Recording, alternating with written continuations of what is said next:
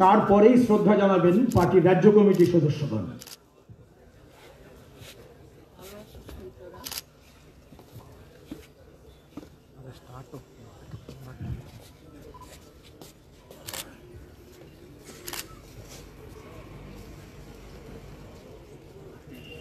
Comrade চলে আসুন, রাজ্য কমিটির সদস্যদের অনুরোধ করছি।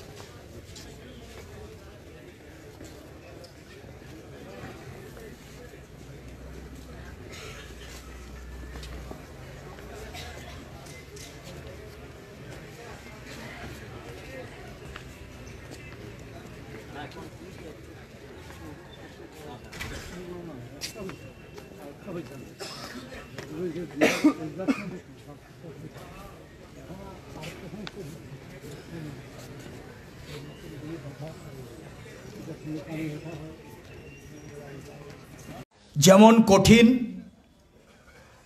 তেমনি সুবিস্তৃত সুবিশাল। স্বাভাবিকভাবেই আমি যে এখানে বলতে দাঁড়িয়েছি ভাবছি কোথায় শুরু করব কোথায় শেষ করব। তো যেটা বলবো সেটা হচ্ছে মার্ক্সবাদ, মার্ক্স এবং এঙ্গেলসের সৃষ্টি। এই মতাদর্শের যথার্থ যোগ্যতম উত্তরসূরি কমরেড লেনিন। আগেই বলেছি তিনি প্রথম সমাজতান্ত্রিক রাষ্ট্রের প্রতিষ্ঠাতা। বৈজ্ঞানিক সমাজতন্ত্র কায়েম করেছেন বিপ্লবের মাধ্যমে এবং তিনি সমাজতান্ত্রিক রাষ্ট্র প্রতিষ্ঠার পরে এই রাষ্ট্রের প্রধান। স্বাভাবিকভাবেই মহামতি লেনিনের যে জীবন, এই জীবন বৈচিত্র্যময়, বিপ্লবী, সংগ্রামী, শিক্ষণীয়। তিনি কি নন, তার সমসাময়িক কালে যারা তার সঙ্গে মিশেছেন চলেছেন তাদের বক্তব্য হচ্ছে তিনি ছিলেন কার্ল মার্কস, এঙ্গেলস যে কমিউনিস্ট সোসাইটির কথা বলেছেন, সাম্যবাদী সমাজ, সেই সমাজের, যা আমরা কেউ দেখিনি, কবে হবে তাও আমরা বলতে পারছি না, কিন্তু দৃঢ় প্রতিজ্ঞ গোটা পৃথিবীর মার্ক্সবাদীরা তা হওয়া ছাড়া অন্য কোনো রাস্তা নেই, হবেই। সেই কমিউনিস্ট সোসাইটির আদর্শ নাগরিক যেমন হবে মহান মনীষী লেনিন, ঠিক তেমন। এর চাইতে বড় ব্যাখ্যা বোধহয় আর কিছু হতে পারে না। কমরেড লেনিন এমন একটা দেশে মার্ক্সবাদকে চর্চা করেছেন, সে দেশ ছিল তুলনামূলকভাবে অনুন্নত, তেমনটা উন্নত না। এবং তিনি মার্ক্সিজমের যে মূল যে বক্তব্য, সব দিক থেকে তাকে অনুসরণ করেছেন এবং প্রয়োগ করেছেন, তাকে ডেভেলপ করেছেন। সৃজনশীল বিজ্ঞান, মার্ক্সিজম তার উৎস, তার উৎসের ক্ষেত্রে জার্মান দর্শন, ইংল্যান্ডের অর্থনীতি, ফরাসি সমাজতন্ত্র, এই তিনটি বিষয় তার যে 6টি মৌলিক যে বিষয় আছে, দ্বন্দ্বমূলক বস্তুবাদ, ঐতিহাসিক বস্তুবাদ, শ্রেণী সংগ্রাম, উদ্বৃত্ত মূল্যের তত্ত্ব এবং বিপ্লবের তত্ত্ব ও রাষ্ট্রের তত্ত্ব, এই সবকটা বিষয় কমরেড লেনিন রাশিয়াতে সার্থক রূপায়ণ করেছেন। তার পার্টি, সেই পার্টি প্রথম RSDLP, Russian social democratic labour party, তারপরে সেই পার্টি হয়েছে বলশেভিক পার্টি, তারপরে হয়েছে সোভিয়েত ইউনিয়নের কমিউনিস্ট পার্টি, একটার পর একটা বিকাশের মধ্য দিয়ে।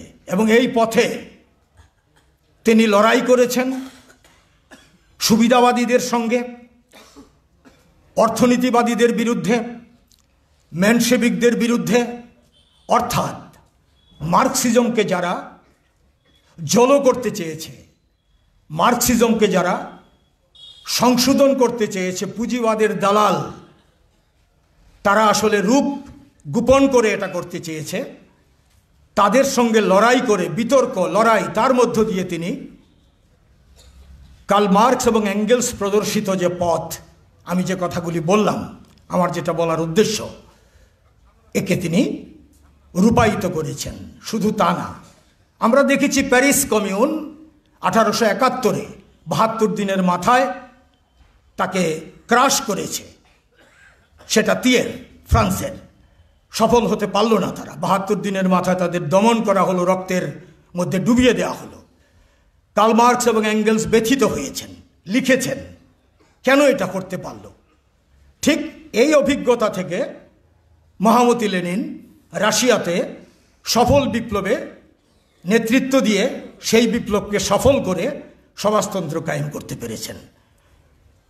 এবং দ্বিতীয়ত, কার্ল মার্কস এবং এঙ্গেলস 1864 সালে ইন্টারন্যাশনাল ওয়ার্কম্যানস অ্যাসোসিয়েশন, ফার্স্ট ইন্টারন্যাশনাল করেছিলেন গোটা দুনিয়াতে। দুনিয়াতে বিপ্লবী যারা, তাদেরকে মুক্তি, দ্যাট মিনস সমাজতন্ত্রের জন্য, কমিউনিজমের জন্য লড়াই করতে শেখানো, উজ্জীবিত করা, চেতনা দেওয়া। এই প্রথম ইন্টারন্যাশনাল একটা সময় গিয়ে কার্ল মার্কস এবং এঙ্গেলসের জীবদ্দশায় যে জায়গায় থেমেছে, সেখান থেকে এঙ্গেলসের হাত ধরে সেকেন্ড ইন্টারন্যাশনাল শুরু করে 1916 সালে এসে যখন সেকেন্ড ইন্টারন্যাশনাল আর কাজ করছিল না, এঙ্গেলসের প্রয়াণের পরে সংশোধনবাদীদের হাতে চলে যায়, সেটা বিপ্লবের পরে 1917 সালের পরে 1919-এ মহামতি লেনিন তৃতীয় আন্তর্জাতিক, যাকে আমরা বলি কমিনটার্ন, তা তিনি তৈরি করেন। এই মহান অবদান।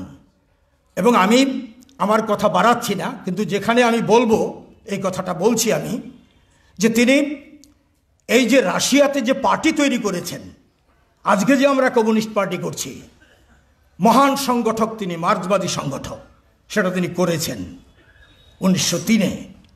তিনি সেই পার্টির কর্মসূচি, সেই পার্টির গঠনের যে নিয়মকানুন, এই সব কিছু প্রচণ্ড লড়াই করার মধ্য দিয়ে তিনি সেটা করেছেন, একটার পর একটা লড়াই করার মধ্য দিয়ে। এবং আজকে যে কমিউনিস্ট পার্টি আমরা করছি, তার কর্মী দলের যে দুইটা ভাগ, হোলটাইমার, সর্বক্ষণের কর্মী, এবং অসংখ্য পার্টি সদস্যদের যে জাল, জনগণের সঙ্গে মিশে কাজ করার, এটা তারই সৃষ্টি। এবং শুধু তা না, তিনি পার্টি সংগঠনে পার্টি মেম্বার হতে গেলে কি গুণাবলী লাগবে এই বিষয়ে বিতর্ক করেছেন। এই ক্ষেত্রে তিনি একটা পর্যায়ে পরাস্ত হয়েছেন, যে পার্টি সংগঠনে কাজ করতে হবে মেম্বার হতে গেলে, মার্তব, যিনি মেনশেভিক বলে পরিচিত। কিন্তু পরক্ষণেই পরবর্তী পার্টি কংগ্রেসে তিনি জয়ী হন। এমন তার যুক্তির ক্ষমতা, বৈজ্ঞানিক যুক্তি তিনি দিয়ে তিনি জয়ী হন। দ্বিতীয় কংগ্রেসে পারেননি 1903, তার পরের কংগ্রেসে, থার্ড কংগ্রেসে তিনি সেটা সফল হন। ইস্করা পত্রিকা, শুধু একটা ইস্করা না, বা শেষে একটা পত্রিকা আমরা জানি সবাই, প্রাবদা, এই দুটো পত্রিকার মাঝখানে তিনি 3 থেকে 4টি পত্রিকা তিনি বের করেন। থাকতেই পারেন না রাশিয়াতে, জেলে, নির্বাসনে, দেশান্তরী, জারের অত্যাচারে যেখানে যান সেখানেই পত্রিকা বের করার চেষ্টা করেছেন গোপনে। বিদেশ থেকে পত্রিকা পাঠিয়েছেন রাশিয়াতে, এবং সেই পত্রিকাগুলি ভ্যাপেরিয়দ, তারপরে প্রলেতারি, বিভিন্ন নামে, এবং ইস্করা দখল করে ফেলেছে শেষ পর্যন্ত মেনশেভিকরা। তখন তিনি আরেকটি পত্রিকা বের করেন। তার যে কীর্তি, বিপ্লবী কাজ, সেই ক্ষেত্রে পার্টি কর্মসূচি সেটা তিনি পত্রিকার মাধ্যমে তিনি উপস্থিত করেছিলেন। অবিস্মরণীয়। এই কথাগুলি বলার মধ্য দিয়ে আমি যেটা বলতে চাই সর্বশেষে, যে মহামতি লেনিন প্রাসঙ্গিক, যুগে যুগে প্রাসঙ্গিক। কেন প্রাসঙ্গিক? যতদিন শ্রেণী থাকবে, শোষণ থাকবে সমাজে, ততদিন মহামতি লেনিন প্রাসঙ্গিক। মার্কসিজমকে তিনি বাস্তবে এমনভাবে প্রয়োগ করেছেন সাম্রাজ্যবাদের যুগে, সাম্রাজ্যবাদ পুঁজিবাদের সর্বোচ্চ পর্যায়ে। এই ক্ষেত্রে তিনি প্রথম বিশ্বযুদ্ধে রাশিয়ার সৈন্যবাহিনী জারের নির্দেশে যখন যুদ্ধক্ষেত্রে, তখন তিনি তার কর্মসূচিতে রুটি এবং শান্তি এই বিষয়টিকে তিনি সন্নিবিষ্ট করেন।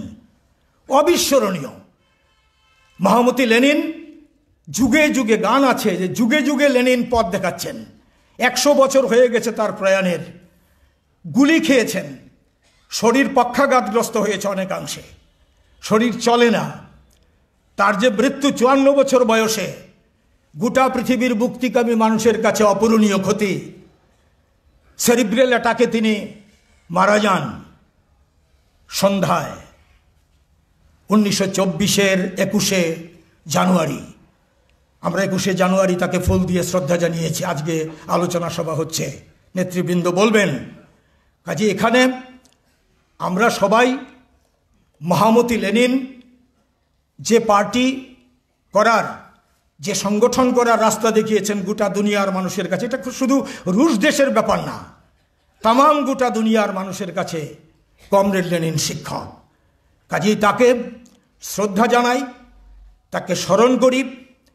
সঙ্গে সঙ্গে গোটা দুনিয়াতে তার যে বিপ্লবী কর্ম, যা দেখে গোটা দুনিয়ার, আমাদের দেশেও পার্টি তৈরি হয়েছে, সারা দুনিয়াতে কমিউনিস্ট পার্টি তৈরি হয়েছে, এবং সেই রাস্তা মার্কস এঙ্গেলসের হাত ধরে, মহামতি লেনিনের হাত ধরে মার্ক্সবাদ লেনিনবাদ অনুসরণ করে চলেছে বৈজ্ঞানিক সমাজতন্ত্রীরা।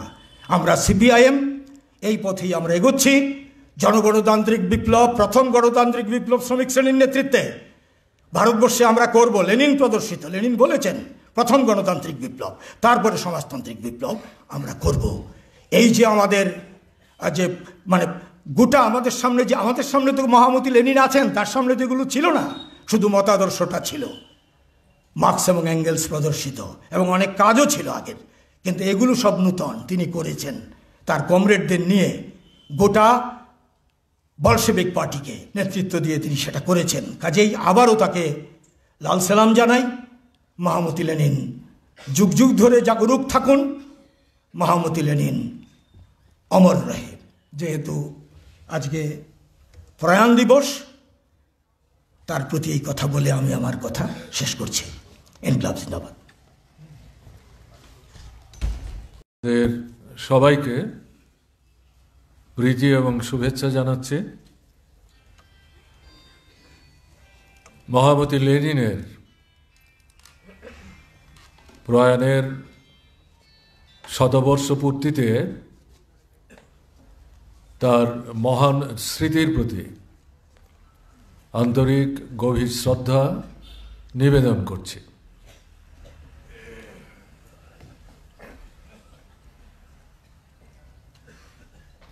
স্বাভাবিকভাবেই যে প্রশ্নটি আসবে, হঠাৎ করে আমরা ভারতবর্ষে ভারতের কমিউনিস্ট পার্টি মার্ক্সবাদী লেনিনের প্রয়াণ শতবর্ষে তাকে বিশেষ করে শ্রদ্ধা জানাবার জন্য এই উদ্যোগ কেন গ্রহণ করলাম।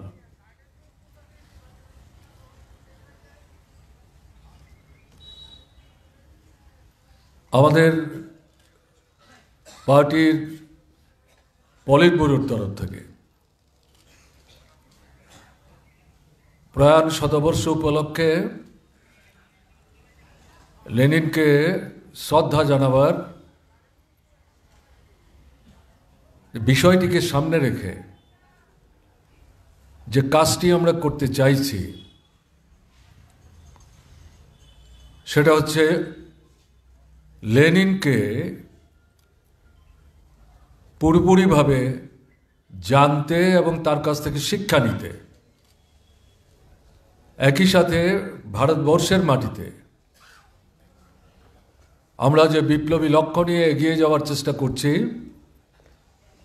সেই লক্ষ্য পূরণে লেনিনের কাছ থেকে শিক্ষা নিয়ে আমাদের দেশের এই বিপ্লবী সংগ্রামকে সফল করে তুলবার জন্যে কিভাবে আমরা এগিয়ে যেতে চাই সেই সম্পর্কিত বিষয়ে একটা সম্যক ধারণা আমাদের পার্টির যারা নেতা কর্মী সংগঠক শুভানুধ্যায়ী তাদের মধ্যে লেনিন চর্চাকে আনুষ্ঠানিক দৃষ্টিভঙ্গিতে না, আন্তরিকতার সাথে যাতে আমরা গ্রহণ করতে পারি সেই উদ্দেশ্য নিয়ে লেনিনের প্রয়াণ শতবর্ষে তাকে শ্রদ্ধা জানাবার জন্যে এই কর্মসূচি আমরা গ্রহণ করেছি। আমাদের চেষ্টা থাকবে এই সমগ্র বছর ব্যাপী যাতে আমাদের এই চর্চা আমরা অব্যাহত রাখতে পারি।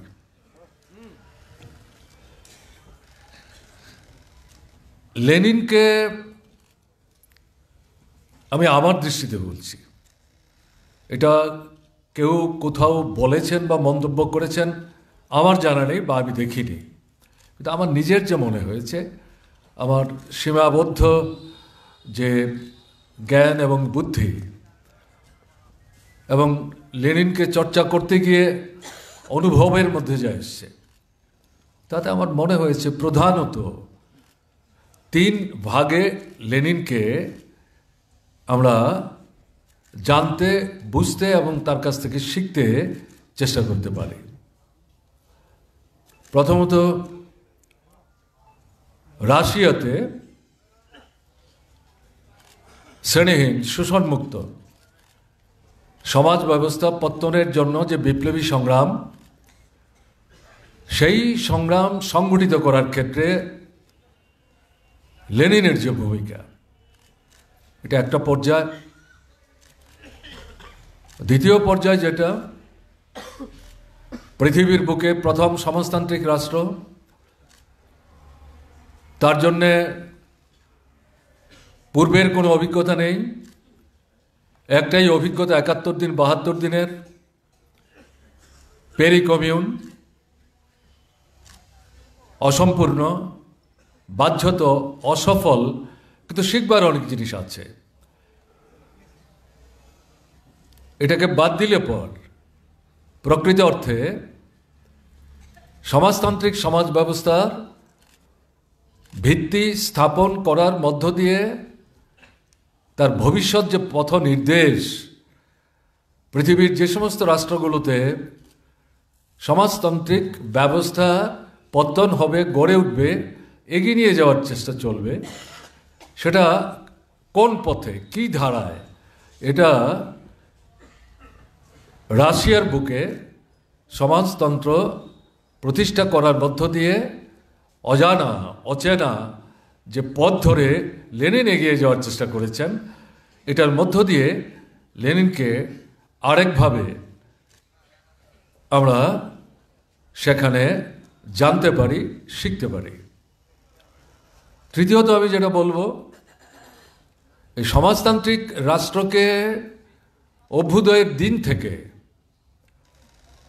ধ্বংস করে ফেলবার জন্যে আন্তর্জাতিক পরিস্থিতিতে পরিসরে প্রতিক্রিয়ার যে শক্তি, পুঁজিবাদের যে মূল পান্ডা, যার কথা লেনিন বলেছেন সাম্রাজ্যবাদী শক্তি, তার সর্বোচ্চ পর্যায়, এবং তারপর যেটা, এটা একটা ফ্যাসিস্ট চেহারা নেবে, এর বাইরে কিছু না। তারা সমাজতান্ত্রিক রাশিয়ার অভ্যুদয়ের পরেও সেখানে শ্রেণী সংঘাত শেষ হয়ে গেছে, ঘটনা তা না, তাহলে তো রাষ্ট্রেরই প্রয়োজন থাকতো না। তাহলে ভেতরের এবং বাইরের যে প্রতিক্রিয়ার শক্তি, তার বিরুদ্ধে লড়াই করে অভ্যুদিত রাশিয়ার যে সমাজতান্ত্রিক রাষ্ট্র, তাকে রক্ষা করা, সুসংহত করা এবং পৃথিবীর দেশে দেশে এই সমাজতন্ত্র প্রতিষ্ঠার যে সংগ্রাম, তাকে এগিয়ে নিয়ে যাওয়ার জন্যে এই যে লড়াই, তার যে গুরুত্ব, তার যে তাৎপর্য, তার যে প্রাসঙ্গিকতা, এই সম্পর্কে লেনিনের যে ভূমিকা, এই তিনটা বিশেষ মৌলিক ধারায় আমার মনে হয় লেনিনকে চর্চা করা, তার থেকে শিক্ষা নেওয়া এবং এই শিক্ষার নিরিখে আমরা যারা কমিউনিস্ট আন্দোলনের সাথে নিজেদেরকে যুক্ত রেখে এগিয়ে যাওয়ার চেষ্টা করছি, আমাদের এগিয়ে চলার পথে যে বলা যায় যে মানে ট্রেজার, যে সম্পদের যে মানে পাত্র তিনি রেখে গেছেন, সেই পাত্রের মধ্যে এই বিষয়গুলো আমরা যদি সংগ্রহ করার চেষ্টা করি, তাহলে আমাদের চলার পথে বিভ্রান্তির সুযোগ কম থাকবে। এই দৃষ্টিভঙ্গি নিয়ে আমি খুব বিস্তৃত পরিসরে আলোচনা করার চেষ্টা আমি করব না। সুনির্দিষ্টভাবে কয়েকটি বিষয়ের মধ্যে আমার আলোচনাকে আমি সীমাবদ্ধ রাখবার চেষ্টা করব। মহামতি কার্ল মার্কস দার্শনিক হিসেবে অস্বীকার করেননি কখনো যে তিনি প্রথম দার্শনিক, তার আগে পৃথিবীতে কোনো দার্শনিকের সৃষ্টি হয়নি, বা এই দৃষ্টিভঙ্গি নিয়ে তারা পৃথিবীকে দেখবার, মূল্যায়ন করার, বিশ্লেষণ করবার চেষ্টা করেননি। মহামতি কার্ল মার্কস এটা নিঃসংকোচে স্বীকার করেছেন এবং তিনি যেটা প্রথম বলবার চেষ্টা করেছেন, আমাদের পৃথিবীর লেখ্য যে ইতিহাস, সেই লিখিত ইতিহাসের মূল কথাটা হচ্ছে এটা শ্রেণী সংগ্রামের ইতিহাস।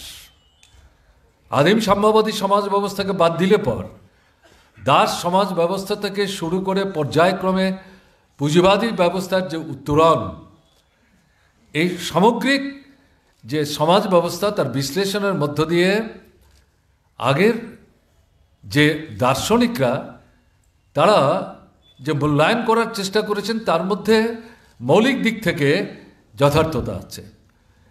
শোষক এবং শোষিত, এই দুইটা অংশের মধ্যেই সমাজে আমরা যারা বসতি স্থাপন করে আছি, মানব সমাজ, তারা বিভক্ত।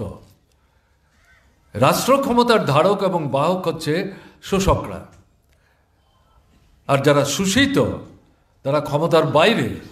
রাষ্ট্র শক্তিকে কেন্দ্র করেই তার সমস্ত শক্তিকে নিংড়ে নিয়ে তাদের শোষণ যে ব্যবস্থাটা, সেই ব্যবস্থাটাকে সুসংহত করবার জন্যে জনগণকে তারা সেখানে নিপীড়ন করেছেন, লুণ্ঠন করেছেন, তাদের যে ন্যায্য প্রাপ্তি, সে প্রাপ্তি থেকে বঞ্চিত করেছেন। মানুষ হিসাবে তাদের বেড়ে ওঠা, বিকশিত হওয়া, নিজেদেরকে সমৃদ্ধ করা, সংহত করার যে কাজ, তা প্রতি পদে পদে তারা প্রধানত করার চেষ্টা করেছেন।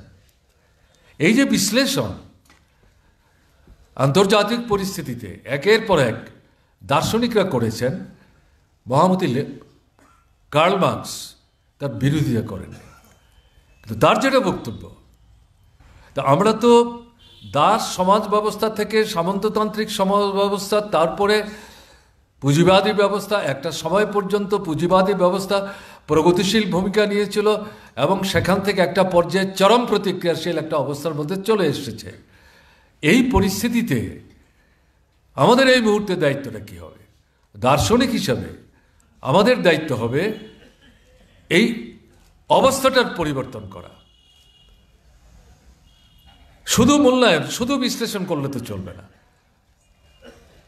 পরিবর্তন মানেই মার্কসের যে মূল কথা, মূল যে দৃষ্টিভঙ্গি, এই যে দাস ব্যবস্থা থেকে পুঁজিবাদী ব্যবস্থা, বরাবরই শোষকরা রাষ্ট্র ক্ষমতার ধারক বাহক, ব্যাপক অংশের জনগণ শোষিত, নির্যাতিত, অবহেলিত, অথচ তাদের শ্রমঘামের বিনিময়েই সম্পদ তৈরি হয়েছে। তাদের ন্যায্য যে পাওনা, ন্যায্য যে প্রাপ্তি, তার থেকে তাদেরকে বঞ্চিত করে মুষ্টিমেয় অংশ যারা শোষক, রাষ্ট্র ক্ষমতার ধারক বাহক হিসাবে তারা তাদের সম্পদের পাহাড়কে পর্বতে পরিণত করেছেন। এই অবস্থাকে তো চলতে দেওয়া যায় না। এখন দাস সমাজ ব্যবস্থা থেকে সামন্ততান্ত্রিক সমাজ ব্যবস্থা কিভাবে আসলো? সামন্ততান্ত্রিক সমাজ ব্যবস্থা থেকে পুঁজিবাদী ব্যবস্থা কিভাবে আসলো? তার বিশ্লেষণ একটা দিক। তাহলে পুঁজিবাদী ব্যবস্থার যে চূড়ান্ত একটা প্রতিক্রিয়াশীল চেহারা নিয়েছে, তারপরে কি হবে? এই জায়গাটাতে দাঁড়িয়ে তার বক্তব্য, এটার পরিবর্তন করতে হবে। এই যে শোষক গোষ্ঠী, তাদেরকে রাষ্ট্র ক্ষমতা থেকে উচ্ছেদ করতে হবে।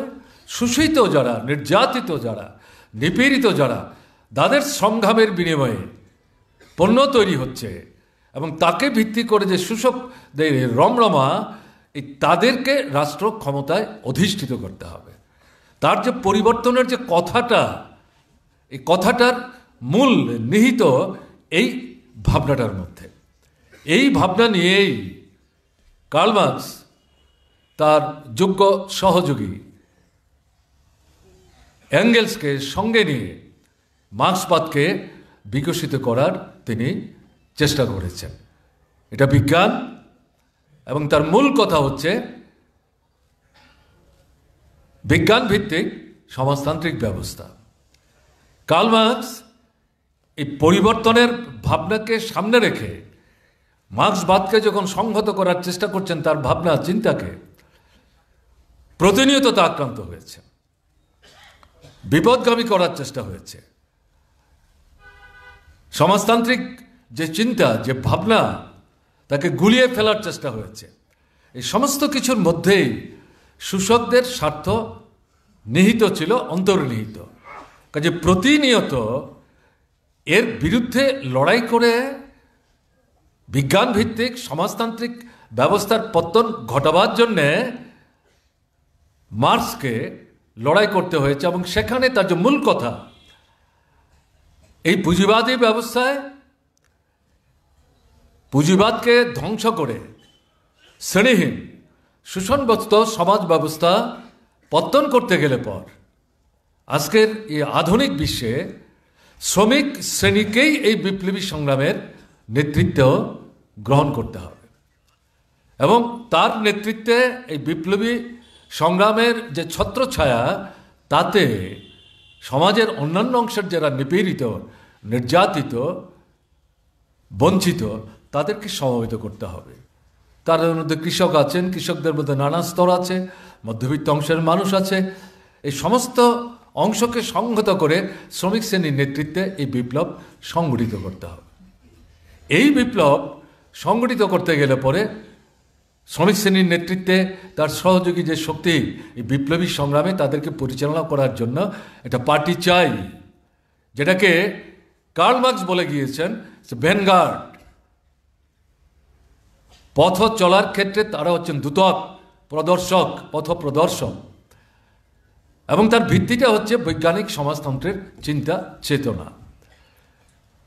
এটা যেমন তিনি বলেছেন, বলেই কিন্তু তিনি ক্ষান্ত থাকেননি। তিনি সেই পার্টি ভিত্তি স্থাপন করার চেষ্টা করেছেন। তার প্রথম কর্মসূচি কমিউনিস্ট ইস্তাহার, তাকেই দায়িত্ব দেওয়া হয়েছিল তার সহযোগী এঙ্গেলসকে সঙ্গে নিয়ে।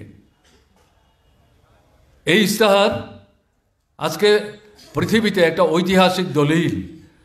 সেদিন যে ইস্তাহার গৃহীত, ঘোষিত এবং প্রচারিত হয়েছিল, যারা পাঠ করেছেন বা পাঠ করবেন তারা দেখবেন তাদের জীবৎকালে যখনই এটা নতুন কোনো সংস্করণ ছাপার প্রশ্ন দেখা দিয়েছে, তখনই তার মধ্যে বিশেষ করে এঙ্গেলস মার্ক্সের অনুপস্থিতিতে তিনি একটা করে নতুন সংযোজন সেখানে যুক্ত করতেন এবং তিনি সেখানে বলতে গিয়ে বলবার চেষ্টা করেছেন, এই যে ইস্তাহার, এটা ঐতিহাসিক দলিল, তার কোনো অক্ষর, কোনো শব্দ পরিবর্তন করার অধিকার, ক্ষমতা আমাদের নেই। কিন্তু পরিস্থিতি পরিবর্তিত হচ্ছে। মার্ক্সবাদ স্থাণু না, এটা ডগমা না, এটা নিয়ত পরিবর্তনশীল, এটা বিজ্ঞান। বিজ্ঞানের শেষ বলে কোনো কথা নেই।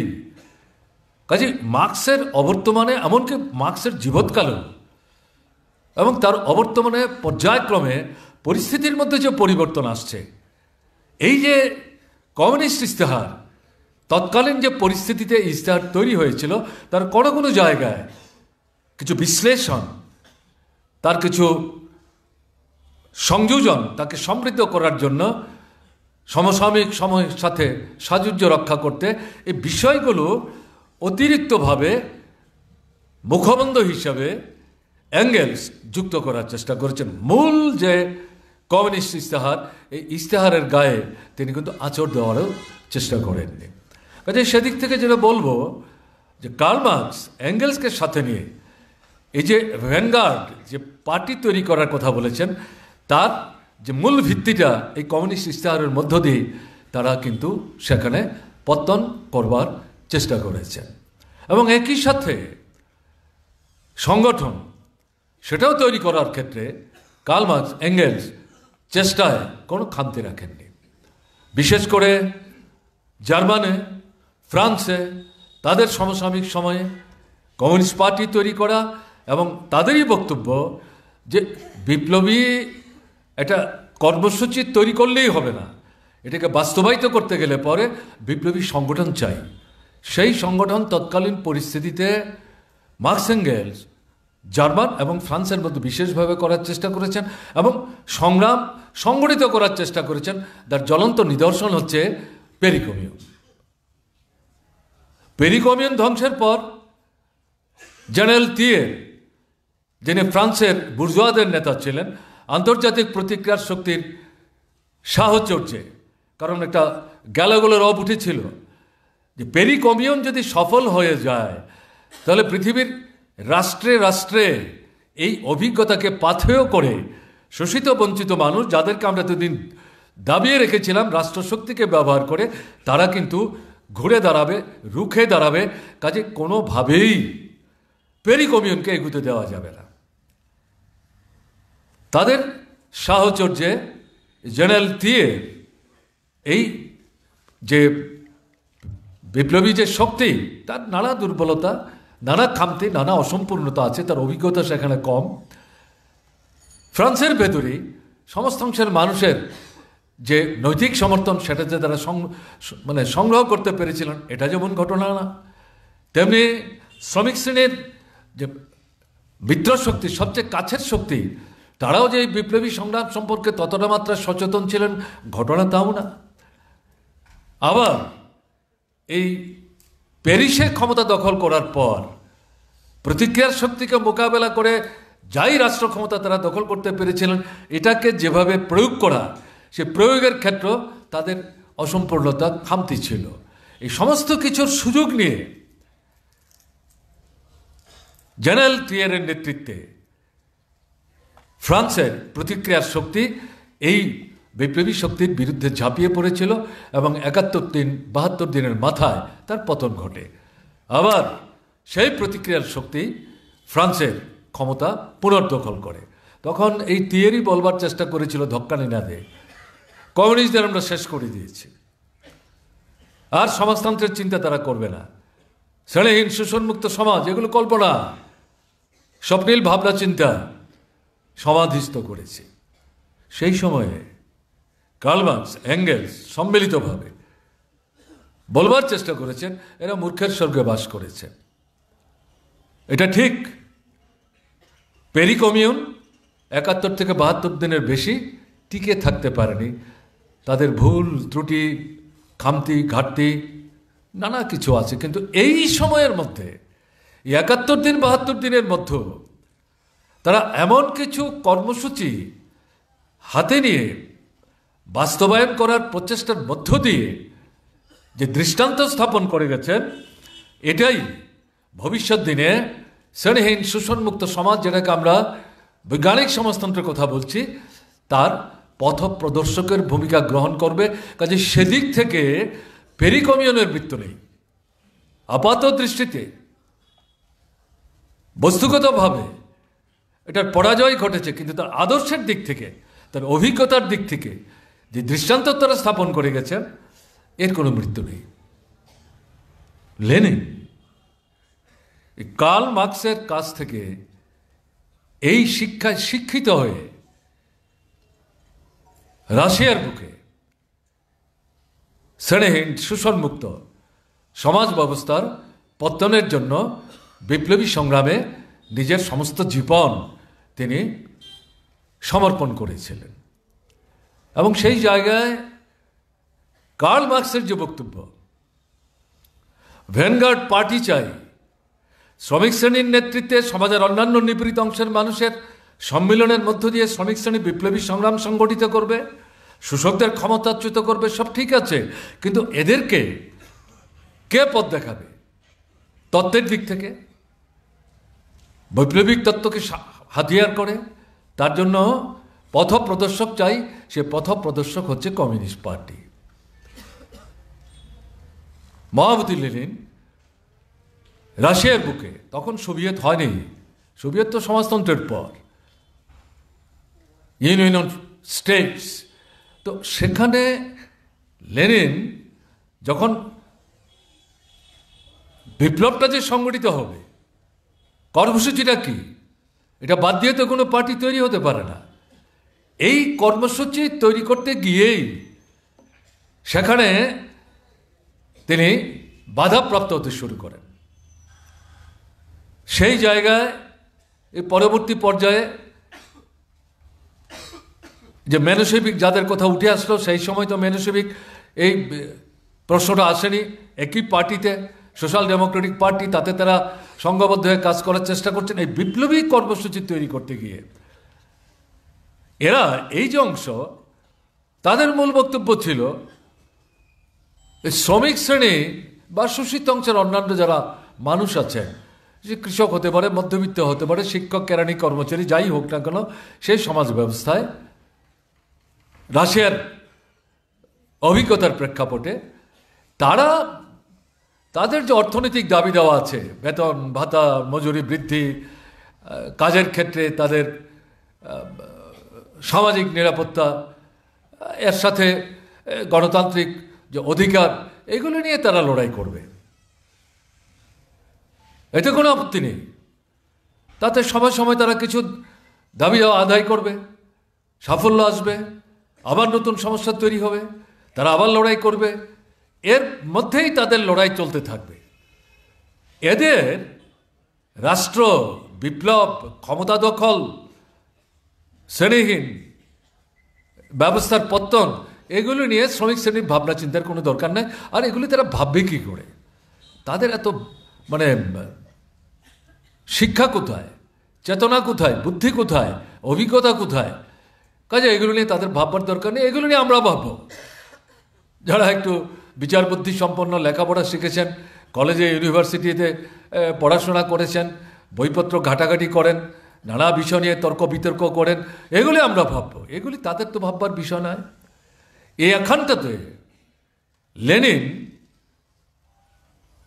তীক্ষ্ণভাবে তাদের বিরুদ্ধে তার যে লড়াইয়ের অস্ত্র, শানিত অস্ত্র, তাক করে রুখে দাঁড়িয়ে তিনি বলবার চেষ্টা করেছেন।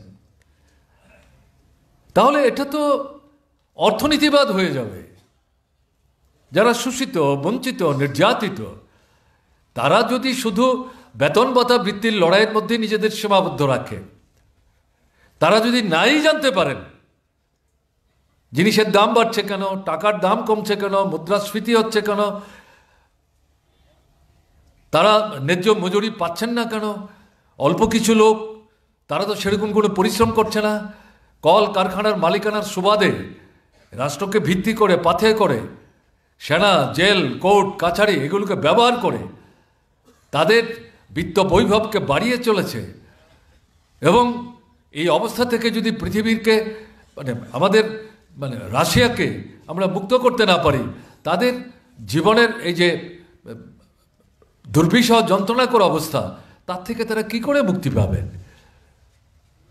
এটা বাদ দিয়ে তাদেরকে যদি তাদের সাধারণভাবে আমাদের বোঝার সুবিধার জন্য বলছি ট্রেড ইউনিয়ন আন্দোলনের মধ্যে সীমাবদ্ধ রাখি, তাহলে কিসের এই বিপ্লবী সংগ্রামে তারা নেতৃত্বের ভূমিকা নেবেন? এটা হতেই পারে না। এটা হতেই পারে না। এটা ঠিক আছে, লেখাপড়া যারা মানুষ, যারা ইত্যাদি মানে বিশ্লেষণ ইত্যাদি করতে পারেন, তারা তাদের ভূমিকা নেবেন। কিন্তু শ্রমিক শ্রেণীকে, তার সহযোগী যে শক্তি, তারা তাদের বিভিন্ন ক্ষেত্রে যে লড়াই সংগ্রামটা করছেন, তাদের জীবনে এই যন্ত্রণার মূল ভিতটা কোথায়, এটা তাদেরকে জানতে, শিখতে, বুঝতে সাহায্য করতে হবে। শ্রেণীর শত্রুর যে চেহারা, সেটাকে উন্মোচন করতে হবে। তাদেরকে ক্ষমতাচ্ছেদ থেকে উচ্ছেদ করবার জন্যে এদেরকে উদ্দীপিত করতে হবে, এবং ক্ষমতা থেকে উচ্ছেদ করে যে শ্রেণীহীন শোষণমুক্ত সমাজের কথা বলছি, সেটা কীরকম সমাজ, তার কর্মসূচি কী, প্রাথমিক পর্যায়ে পৃথিবীর অন্য কোনো জায়গায় যদিও তার কোনো দৃষ্টান্ত নেই, কিন্তু পেরিকমিনের অভিজ্ঞতা আছে।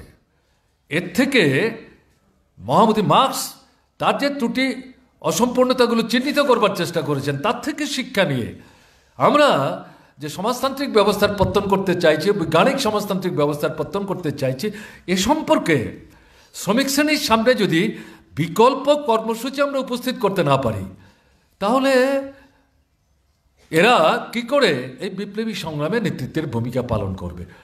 অথচ আমরা বলবার চেষ্টা করছি তাদের নেতৃত্বে বিপ্লব সংগঠিত হবে। এটা আপনারা কি বলছেন? তাদেরকে আপনারা মানে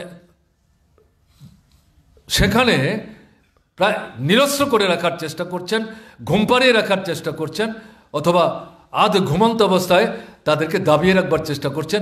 এতে তো সুবিধা হবে, এই শোষক যারা রাষ্ট্রকে হাতে রেখে তার সমস্ত শক্তিকে ব্যবহার করে এদেরকে ঠকাচ্ছে, লুণ্ঠন করছে, তাদেরকে পরোক্ষ সাহায্য করা হবে। এই তীব্র লড়াইয়ের মধ্য দিয়ে শেষ পর্যন্ত এদেরকে পরাস্ত করে লেনিন এই তার যে কর্মসূচি, বিপ্লবী কর্মসূচি, এই কমিউনিস্ট পার্টির হাতে এটা কিন্তু তিনি তুলে দেওয়ার ক্ষেত্রে সাফল্য অর্জন করেছেন। বিশাল লড়াই। যত সহজে কথাগুলি বলা গেল, লেনিন কিন্তু অত সহজে এই লড়াইটাকে সুসংহত করে সাফল্য অর্জন করেছেন মনে করলে কিন্তু ঠিক হবে না। তারপরেই লেনিন বলছেন, ওই কার্ল মার্কস এঙ্গেলসের অভিজ্ঞতায় তিনি নিজেকে শানিত করার চেষ্টা করেছেন। কর্মসূচি তো আমরা নিলাম, কমিউনিস্ট পার্টি, বিপ্লবী পার্টি, বিপ্লবী কর্মসূচি আমরা নিলাম, কিন্তু শুধু বিপ্লবী কর্মসূচি হাতে নিলেই তো বিপ্লব সংগঠিত হবে না। এই বিপ্লবটাকে সংগঠিত করতে গেলে পর আমাদের তো বিপ্লবী সংগঠন তৈরি করতে হবে। সেই বিপ্লবী সংগঠন তৈরি করতে গেলে পর তার একটা বিপ্লবী কর্মধারা, এই সংগঠনটা গড়ে তুলবার জন্যে আমাদের গ্রহণ করতে হবে। এবং সেই জায়গায় লেনিন এই বিপ্লবী সংগঠনটা কিভাবে তৈরি হবে সেই সম্পর্কে তার রূপরেখা তৎকালীন পরিস্থিতিতে, বিশেষ করে মস্কোতে, রাশিয়াতে তিনি সেটা উপস্থিত করবার চেষ্টা করেন। তাতে তিনি কি বলেন, এই যে কর্মসূচি আমরা গ্রহণ করলাম পার্টি, আমাদের পার্টিতে তারাই অন্তর্ভুক্ত হবেন যারা এই কর্মসূচিটাকে গ্রহণ করছেন, মেনে নিচ্ছেন। দ্বিতীয় কি, পার্টিকে অর্থ দিয়ে সাহায্য করতে হবে। প্রত্যেকে একই রকম অর্থ সাহায্য করবেন ঘটনা তা না, তাদের সামাজিক অবস্থান নিরিখে, আয় উপার্জনের ভিত্তিতে। পার্টির সদস্য পদের জন্য যে চাঁদা সেটা সবার জন্য একরকম। আমরা এখন যেটাকে লেভি বলি, সেই সময়ে এই শব্দ তার মধ্যে সন্নিবিষ্ট হয়েছিল কিনা আমার অন্তত জানা নেই। তো ভাবনাটা এটাই যে এই পার্টিটাকে চালাতে গেলে পর আমরা যারা কমিউনিস্ট পার্টির মেম্বার, আমাদেরকে আমাদের আয় উপার্জন ইত্যাদির নিরিখে একটা পদ্ধতি ঠিক করে এই পার্টিকে নিয়মিতভাবে আমাদের অর্থ সাহায্য দিতে হবে। 2, 3 নম্বর প্রধান যে কথা সেটা হচ্ছে এই যে শ্রমিক শ্রেণীর নেতৃত্বে বিপ্লবী সংগ্রাম সংগঠিত করার কথা বলছি। আমরা যারা কমিউনিস্ট পার্টির মেম্বার হব, আমাদের তো এই সংগঠনের মধ্যে নিজেদেরকে অন্তর্ভুক্ত করতে হবে।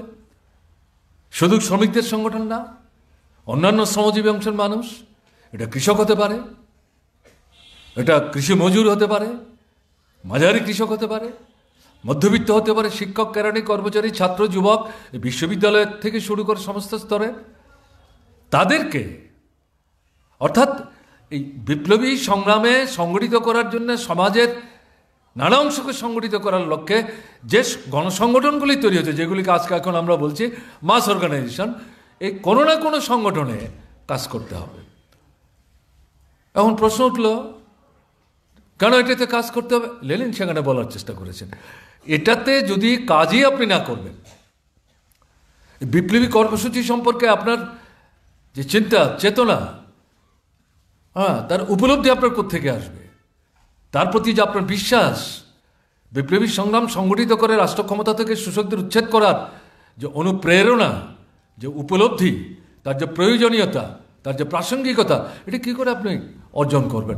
এবং এর ভিতর থেকেই এদের মধ্যে যারা রাজনীতিগতভাবে চেতনার দিক থেকে অগ্রসরমান, তাদেরকে নিয়েই তো আমরা ভ্যানগার্ড পার্টিটা আমরা তৈরি করব, অর্থাৎ পথপ্রদর্শকের ভূমিকা যারা নেবেন।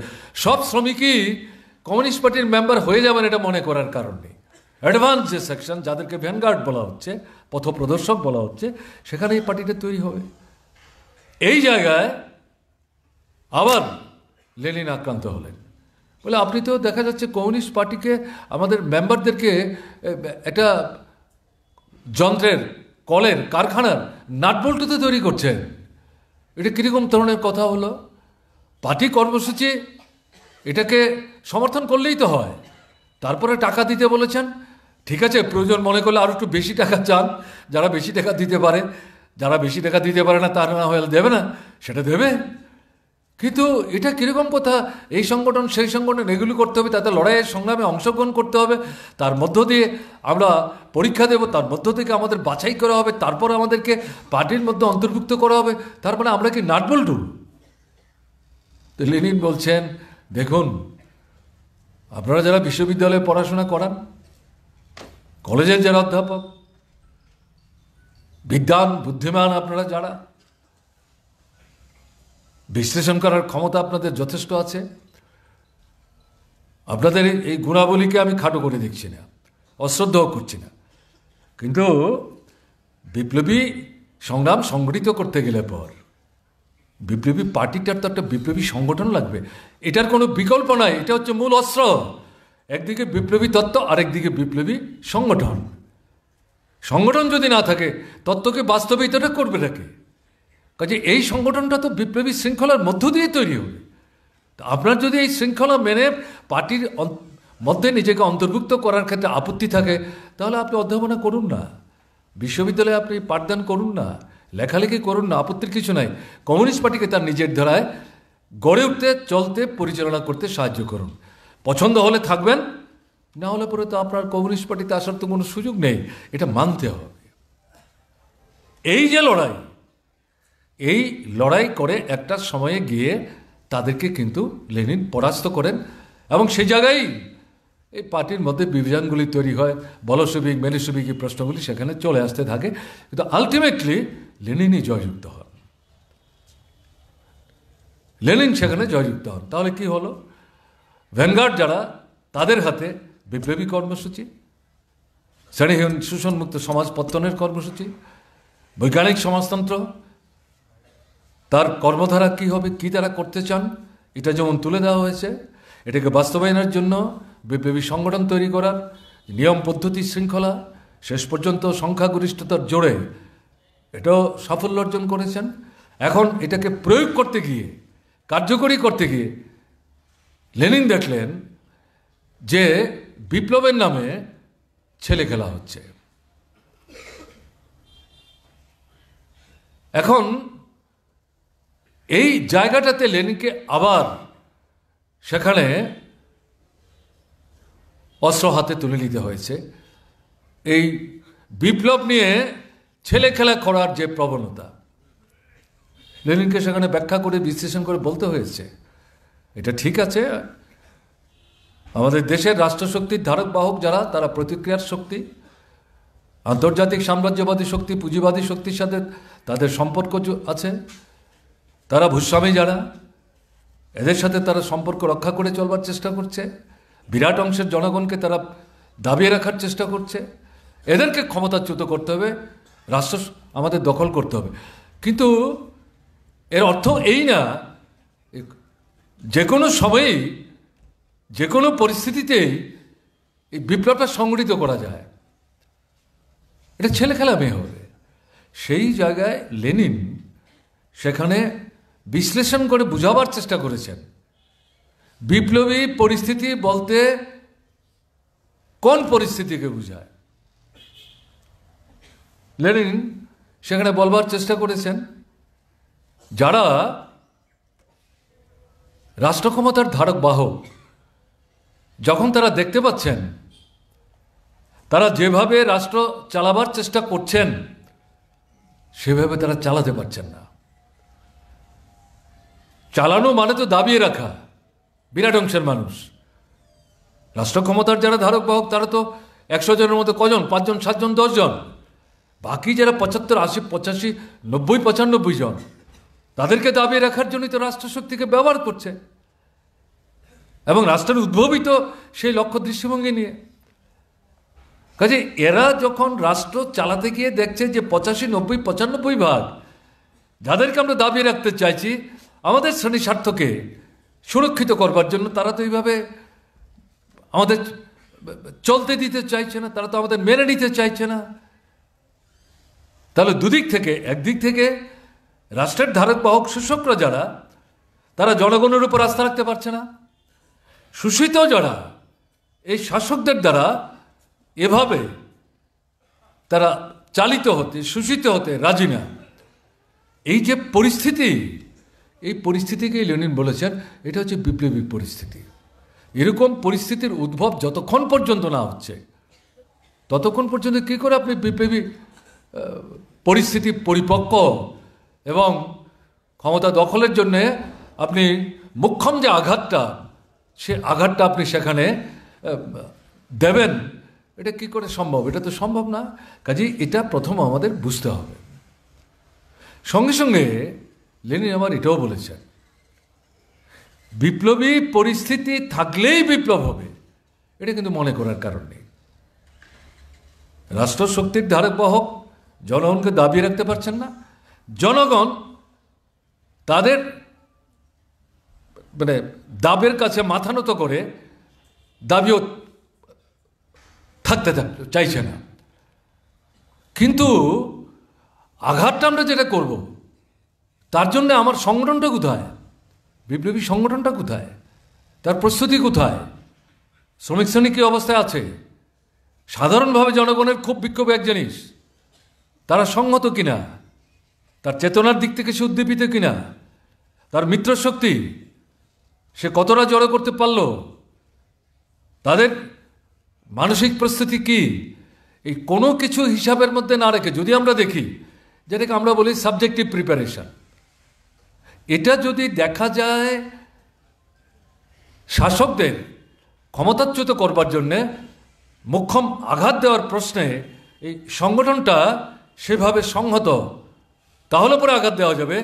যদি দেখা যায় এই সংগঠনটা সেইভাবে সংহত না, আমাদের এই বস্তুগত যে প্রস্তুতি, সেই প্রস্তুতি সেভাবে আমরা গড়ে তুলতে পারিনি, যদিও উভয় অংশের উপর বিশ্বাস এবং আস্থা রাখতে পারছে না অনুকূল পরিস্থিতি বিপ্লবের জন্য, কিন্তু মূল আঘাত দেওয়ার জন্য এই যে অস্ত্রের কথা বলা হলো, বিপ্লবী অস্ত্র, বিপ্লবী সংগঠন, সেটাই যদি আমরা সেভাবে সংগত করতে না পারি, কী করে আমরা আঘাত দেব? কাজেই বিপ্লবী পরিস্থিতি থাকলেও অনেক সময় এই কারণে বিপ্লবী সংগ্রাম সংগঠিত করা যায় না। এই দৃষ্টিভঙ্গি নিয়ে লেনিন, যারা রাশিয়ার বুকে পার্টি তৈরি হয়ে যাওয়ার পর ক্ষমতা দখল করার সংগ্রামে নিজেদেরকে বিবৃত করেছেন, তাদের মধ্যে এই যে আপনার ভূমিকা গ্রহণ করা, এটাকে তিনি বলেছেন এটা তো বালক সুলভ চপলতা, এটা শিশু সুলভ চপলতা। বিপ্লব নিয়ে এটা করা যায় না, এর সঙ্গে কোটি কোটি মানুষের জীবন, স্বার্থ ইত্যাদি যুক্ত এই খেলা চলে না। এটা যদি আমরা করার চেষ্টা করি তাহলে জনগণের যে শত্রু তাদের সুবিধা হয়ে যাবে, তাদের আক্রমণ আরও বেশি তীব্র, তীক্ষ্ণ, সংহত করার ক্ষেত্রে তারা সুযোগ নেওয়ার চেষ্টা করবেন। তাতে আমাদের যে বিপ্লবী সংগ্রাম এটা পেছন দিকে তারা ঠেলিয়ে দেবে, এটা কিন্তু করা যায় না।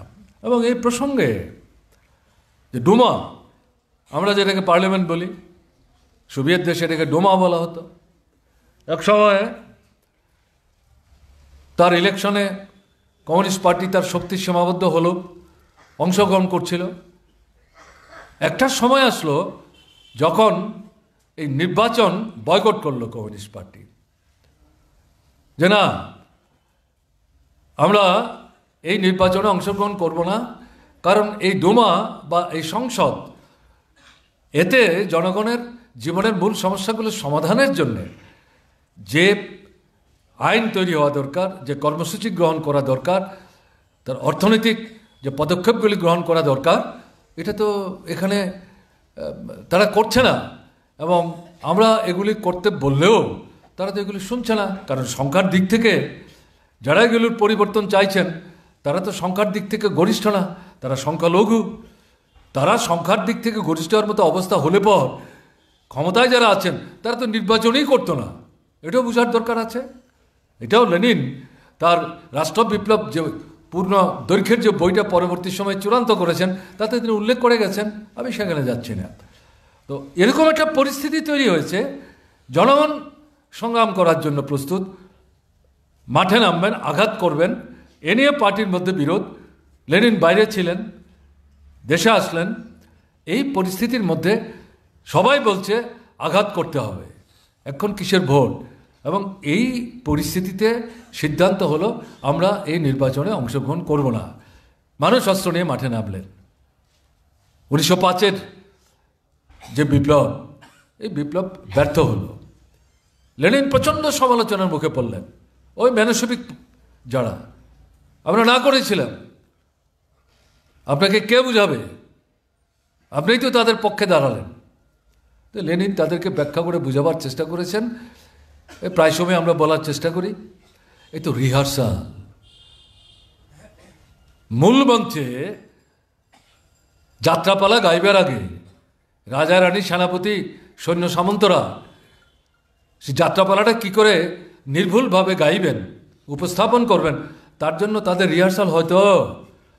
তাহলে ঠিক আছে, এটাকে এইভাবে ধরে নিন না। এই যে শ্রমিকরা, তার মিত্রশক্তিরা, তারা কোনো মতেই এই ব্যবস্থাটাকে মেনে নিতে পারছে না, অস্ত্র জোগাড় করেছে, তারা নামতে চাইছে, আঘাত করতে চাইছে। এরকম একটা পরিস্থিতিতে যদি আমরা তাদেরকে দাবিয়ে রাখার চেষ্টা করি, তারা তো আপনাদেরকে উপেক্ষা করেই এই জায়গায় যাবে। এখন এখানে যাওয়ার মধ্য দিয়ে তারা যে উপলব্ধি করতে পারলো যেন চাইলেই বিপ্লবটা করা যায় না, এটার জন্যে যে সাংগঠনিক প্রস্তুতি, মানসিক প্রস্তুতি, দর্শনগত অবস্থানকে ভিত্তি করে এটা যদি সুঠাম না হয় তাহলে এটা করা যায় না। কাজে এই 1905-এর ব্যর্থ বিপ্লবের মধ্য দিয়ে এই শিক্ষাটা তো হলো। কাজে আমরা এইভাবে নিচ্ছি না কেন? এইভাবে নিয়েই শ্রমিক শ্রেণীর নেতৃত্বে তার অন্যান্য সহযোগী শক্তিকে সংহত করার কাজটা আমরা করব। কাজেই সব কিছু এর মধ্যে শেষ হয়ে গেছে, আর বিপ্লবী সংগ্রাম আমরা সংগঠিত করার ক্ষেত্রে কোনো ভূমিকা নিতে পারবো না, আমাদের দায়িত্ব এখানেই শেষ হলো। এভাবে আমরা ভাববো কেন, এভাবে আমরা চিন্তা করবো কেন? এভাবে তো আমাদের চিন্তা করার দরকার নেই। এই পরিস্থিতিতে আবার ভোট আসলো, ডোমার ভোট আসলো। তখন আবার লেনিন বললেন যে না, এই নির্বাচনে আমাদের যেতে হবে। আবার প্রশ্ন উঠলো, আরে আপনি এর আগে কিছুদিন আগে বললেন যে এই নির্বাচন আমরা যাবো না, এখানে গিয়ে আমাদের কি লাভ? ওখানে তো আমাদের স্বার্থে কোনো কাজ হয় না। শোষকরা তাদের স্বার্থে রাষ্ট্র ক্ষমতাকে ব্যবহার করে তাদের মতো করে শোষণের সুবিধার্থে তারা বিভিন্ন কর্মসূচি গ্রহণ করছে। আপনিই বললেন যে না, এটাকে বয়কট করো। এখন আপনি আবার বলছেন এই ডুমার নির্বাচনে আমরা অংশগ্রহণ করব। আবার লেনিনকেই ব্যাখ্যা করে বলতে হয়েছে তৎকালীন যে পরিস্থিতি আর এখন যে পরিস্থিতি, 1905-এর যে আমাদের পরাভব ঘটল, আমরা এখন একটু পেছনে পড়ে গেলাম। আমাদের বিরুদ্ধে যে শক্তি, যারা রাষ্ট্র ক্ষমতার ধারক বাহক, তারা নিজেদেরকে সংগত করে আক্রমণটা তীব্র করার চেষ্টা করছে। এই পরিস্থিতিতে এই যে মঞ্চটা, এটাকে ব্যবহার করে শ্রেণী শত্রুকে আমরা যেমন জনগণের সামনে আনমাস্ক করব, তার মুখোশটা খুলব, সঙ্গে সঙ্গে জনগণের কাছে আমাদের যে বক্তব্য, আমাদের যে বিপ্লব কর্মসূচি, এই মঞ্চটাকে ব্যবহার করে তাদের সামনে নিয়ে যাওয়ার ক্ষেত্রে আমরা এখন ব্যবহার করব। কারণ আমরা তো এক্ষুনি আবার অস্ত্র হাতে নিয়ে লড়াই নামতে পারছি না, তার জন্য আমাদের প্রস্তুতির দরকার আছে, সময়ের দরকার আছে। কাজে এই সময়টাকে আমরা এই ডুমার নির্বাচনে অংশগ্রহণ করার মধ্য দিয়ে যাই আমরা জয় অর্জন করতে পারি না কেন, এই শক্তিটাকে আমরা সেখানে কাজে লাগাবার চেষ্টা করব। এটা একটা লড়াই। তখন অনেকেই বলার চেষ্টা করছেন এটা সুবিধাবাদী লাইন নিচ্ছে, বলছে না এটা সুবিধাবাদী না, এটার বিরোধিতা যারা করছেন তারা সুবিধাবাদী লাইন নিচ্ছেন। আপনারা এই যে তত্ত্বটাকে যান্ত্রিকভাবে মেকানিক্যালি দেখছেন, বিশ্লেষণ করছেন, প্রয়োগ করার চেষ্টা করছেন। কার্ল মার্ক্সই বলে গেছেন যে এটা বিজ্ঞান, এটা পরিস্থিতির পরিবর্তনের সাথে সাথে তার মধ্যে যেমন বিকাশ ঘটবে এবং প্রায়োগিক ক্ষেত্রে তার যে কৌশলগত প্রশ্নে অবস্থান নিরিখে বিশ্লেষণ করে যথার্থ কৌশলও আপনাকে নির্ধারণ করতে হবে। কাজে একটা পরিস্থিতিতে আমরা ডোমা বয়কট করেছি, আজকের পরিস্থিতিতে এখানে আমাদের যেতে হবে, কারণ এই মুহূর্তে আমাদের একটু শক্তি তো ক্ষয় হয়েছে, একটু অস্বীকার করা যাবে না।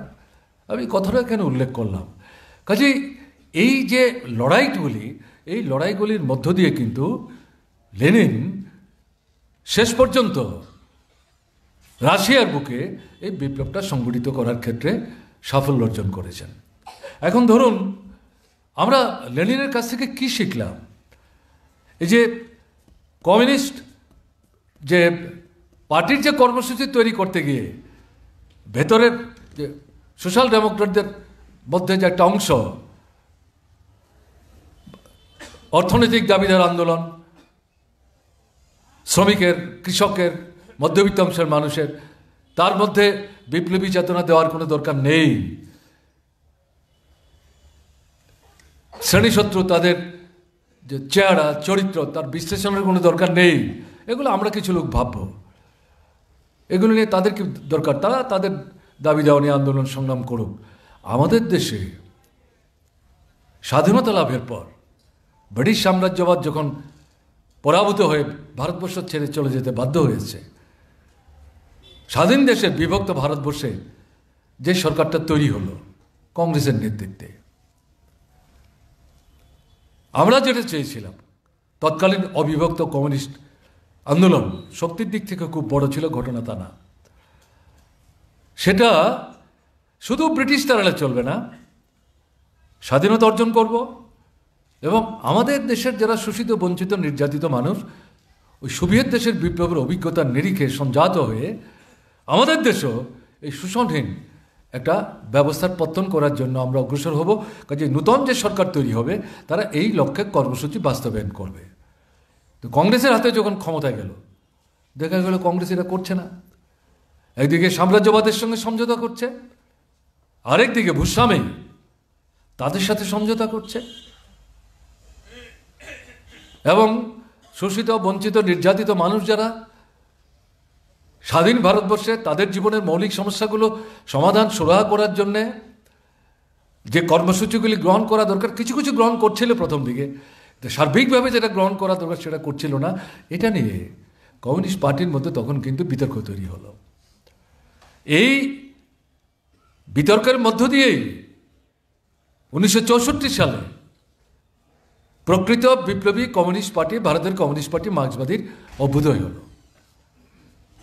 এই পার্টি নতুন কর্মসূচি হাতে নিল। সেই পার্টি সেখানে বলল যে আমরা রাজনৈতিক স্বাধীনতা অর্জন করেছি, কিন্তু অর্থনৈতিক স্বাধীনতা কোথায়? যে রাজনৈতিক স্বাধীনতা যেটা আমরা অর্জন করলাম এটা তো ভুল হাতে গেছে। কংগ্রেস এরা সাম্রাজ্যবাদের সাথে, ভূস্বামীদের সাথে সমঝোতা করে বৃহৎ যে পুঁজিপতি, একচেটিয়া পুঁজিপতি, তাদের নেতৃত্বে এই রাষ্ট্রটাকে পরিচালনা করার চেষ্টা করছে। কাজেই এরা ক্ষমতায় থাকবে। আমাদের দেশের কোটি কোটি শোষিত, বঞ্চিত, নির্যাতিত মানুষ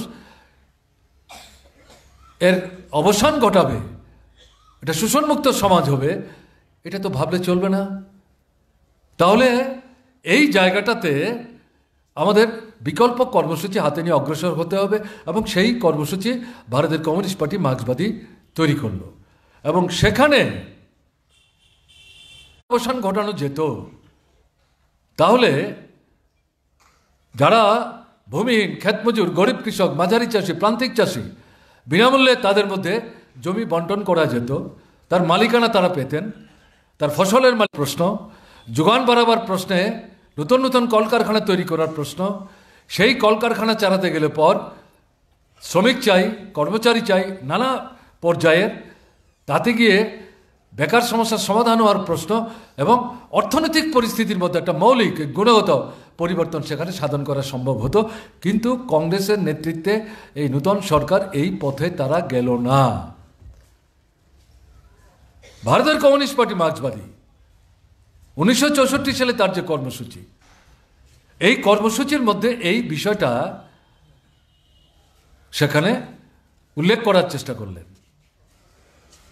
এটা নিয়ে দেখা গেল তৎকালীন কমিউনিস্ট আন্দোলনের সবাইকে একটা জায়গায় রাখা গেল না, একটা অংশ আলাদা থাকলেন। ভারতের কমিউনিস্ট পার্টি মার্ক্সবাদীর এই যে মূল্যায়ন রাষ্ট্রের শ্রেণী চরিত্র সম্পর্কে, তার যে ব্যর্থতা এবং তার গৃহীত যে কর্মসূচি, কিছু কিছু ভালো কাজ প্রথম দিকে হলেও শেষ দিকে এটা যে যথার্থ না, এই মূল্যায়ন তারা মেনে নিতে রাজি না। তারা আলাদা করে কর্মসূচি তৈরি করলো, সিপিআইয়ের কর্মসূচি। দুটো পার্টি হয়ে গেল। এর পরবর্তী সময়ে দেখা গেল কয়েক বছরের ব্যবধানে ভারতের কমিউনিস্ট পার্টি মার্ক্সবাদীর ভেতর থেকে আর একটা অংশ বেরিয়ে গেল, যারা আপনার সেখানে ভারত রাষ্ট্রের শ্রেণী চরিত্র সম্পর্কেই ভারতের কমিউনিস্ট পার্টি মার্ক্সবাদীর সাথে সহমত তারা পোষণ করেন না। তারা নকশালবাড়ি নাম নিয়ে নতুন দল তারা তৈরি করলেন, এটা পশ্চিমবাংলার কোনো একটা জেলায়। সেখানে যোদ্ধার জমিদার কিছু খুন খতম করে তারা বলছেন এটাই পদ্ধতি হবে। ভারতের কমিউনিস্ট পার্টি মার্ক্সবাদী যে কর্মসূচি নিয়ে অগ্রসর হওয়ার চেষ্টা করছে, এটা মানে নয়া শোধনবাদ। সিপিআই যদি শোধনবাদী হয়, তাহলে ভারতের কমিউনিস্ট পার্টি মার্ক্সবাদী তারা নয়া শোধনবাদী, এটা সুবিধাবাদী অবস্থান নিচ্ছেন। তারা কি বলছেন, এই যে রাষ্ট্রটা, এই রাষ্ট্রটা আসলে পরিচালনা করছে আন্তর্জাতিক যে পুঁজিবাদ, সাম্রাজ্যবাদী যে শক্তি, তাদের প্রতিনিধিরা। তারা পেছনের মঞ্চে বসে সামনের সারিতে পুঁজিপতি গোষ্ঠীকে রেখে অঙ্গুলি হেলনে তাদের দিয়ে রাষ্ট্রটাকে নিয়ন্ত্রণ করার চেষ্টা করছে। এরা মুৎসুদ্দি অর্থাৎ প্রতিনিধিত্ব করছে শোষকদের, আন্তর্জাতিক শোষকদের। এদের কোনো গণভিত্তি নাই। যদি হাতে অস্ত্র নিয়ে এদের বিরুদ্ধে আমরা বিপ্লবী আঘাত সংগঠিত করতে পারি, তাসের ঘরের মতো তারা ভেঙে চৌচির হয়ে যাবে। কাজেই এই পরিস্থিতিতে ভোট টোটের কোনো প্রশ্ন আসে না, এর বিরুদ্ধে আমাদের বিপ্লবী সংগ্রামে ঝাঁপিয়ে পড়তে হবে। তারা এই অবস্থান গ্রহণ করলেন। কমিউনিস্ট আন্দোলন 3 ভাগ 4 ভাগে বিভক্ত হয়ে গেল। ভারতের কমিউনিস্ট পার্টি মার্ক্সবাদী সোভিয়েত দেশের পার্টি, তখন হচ্ছে পৃথিবীর সবচেয়ে বড় পার্টি, আন্তর্জাতিক কমিউনিস্ট আন্দোলনকে নিয়ন্ত্রণ করেন।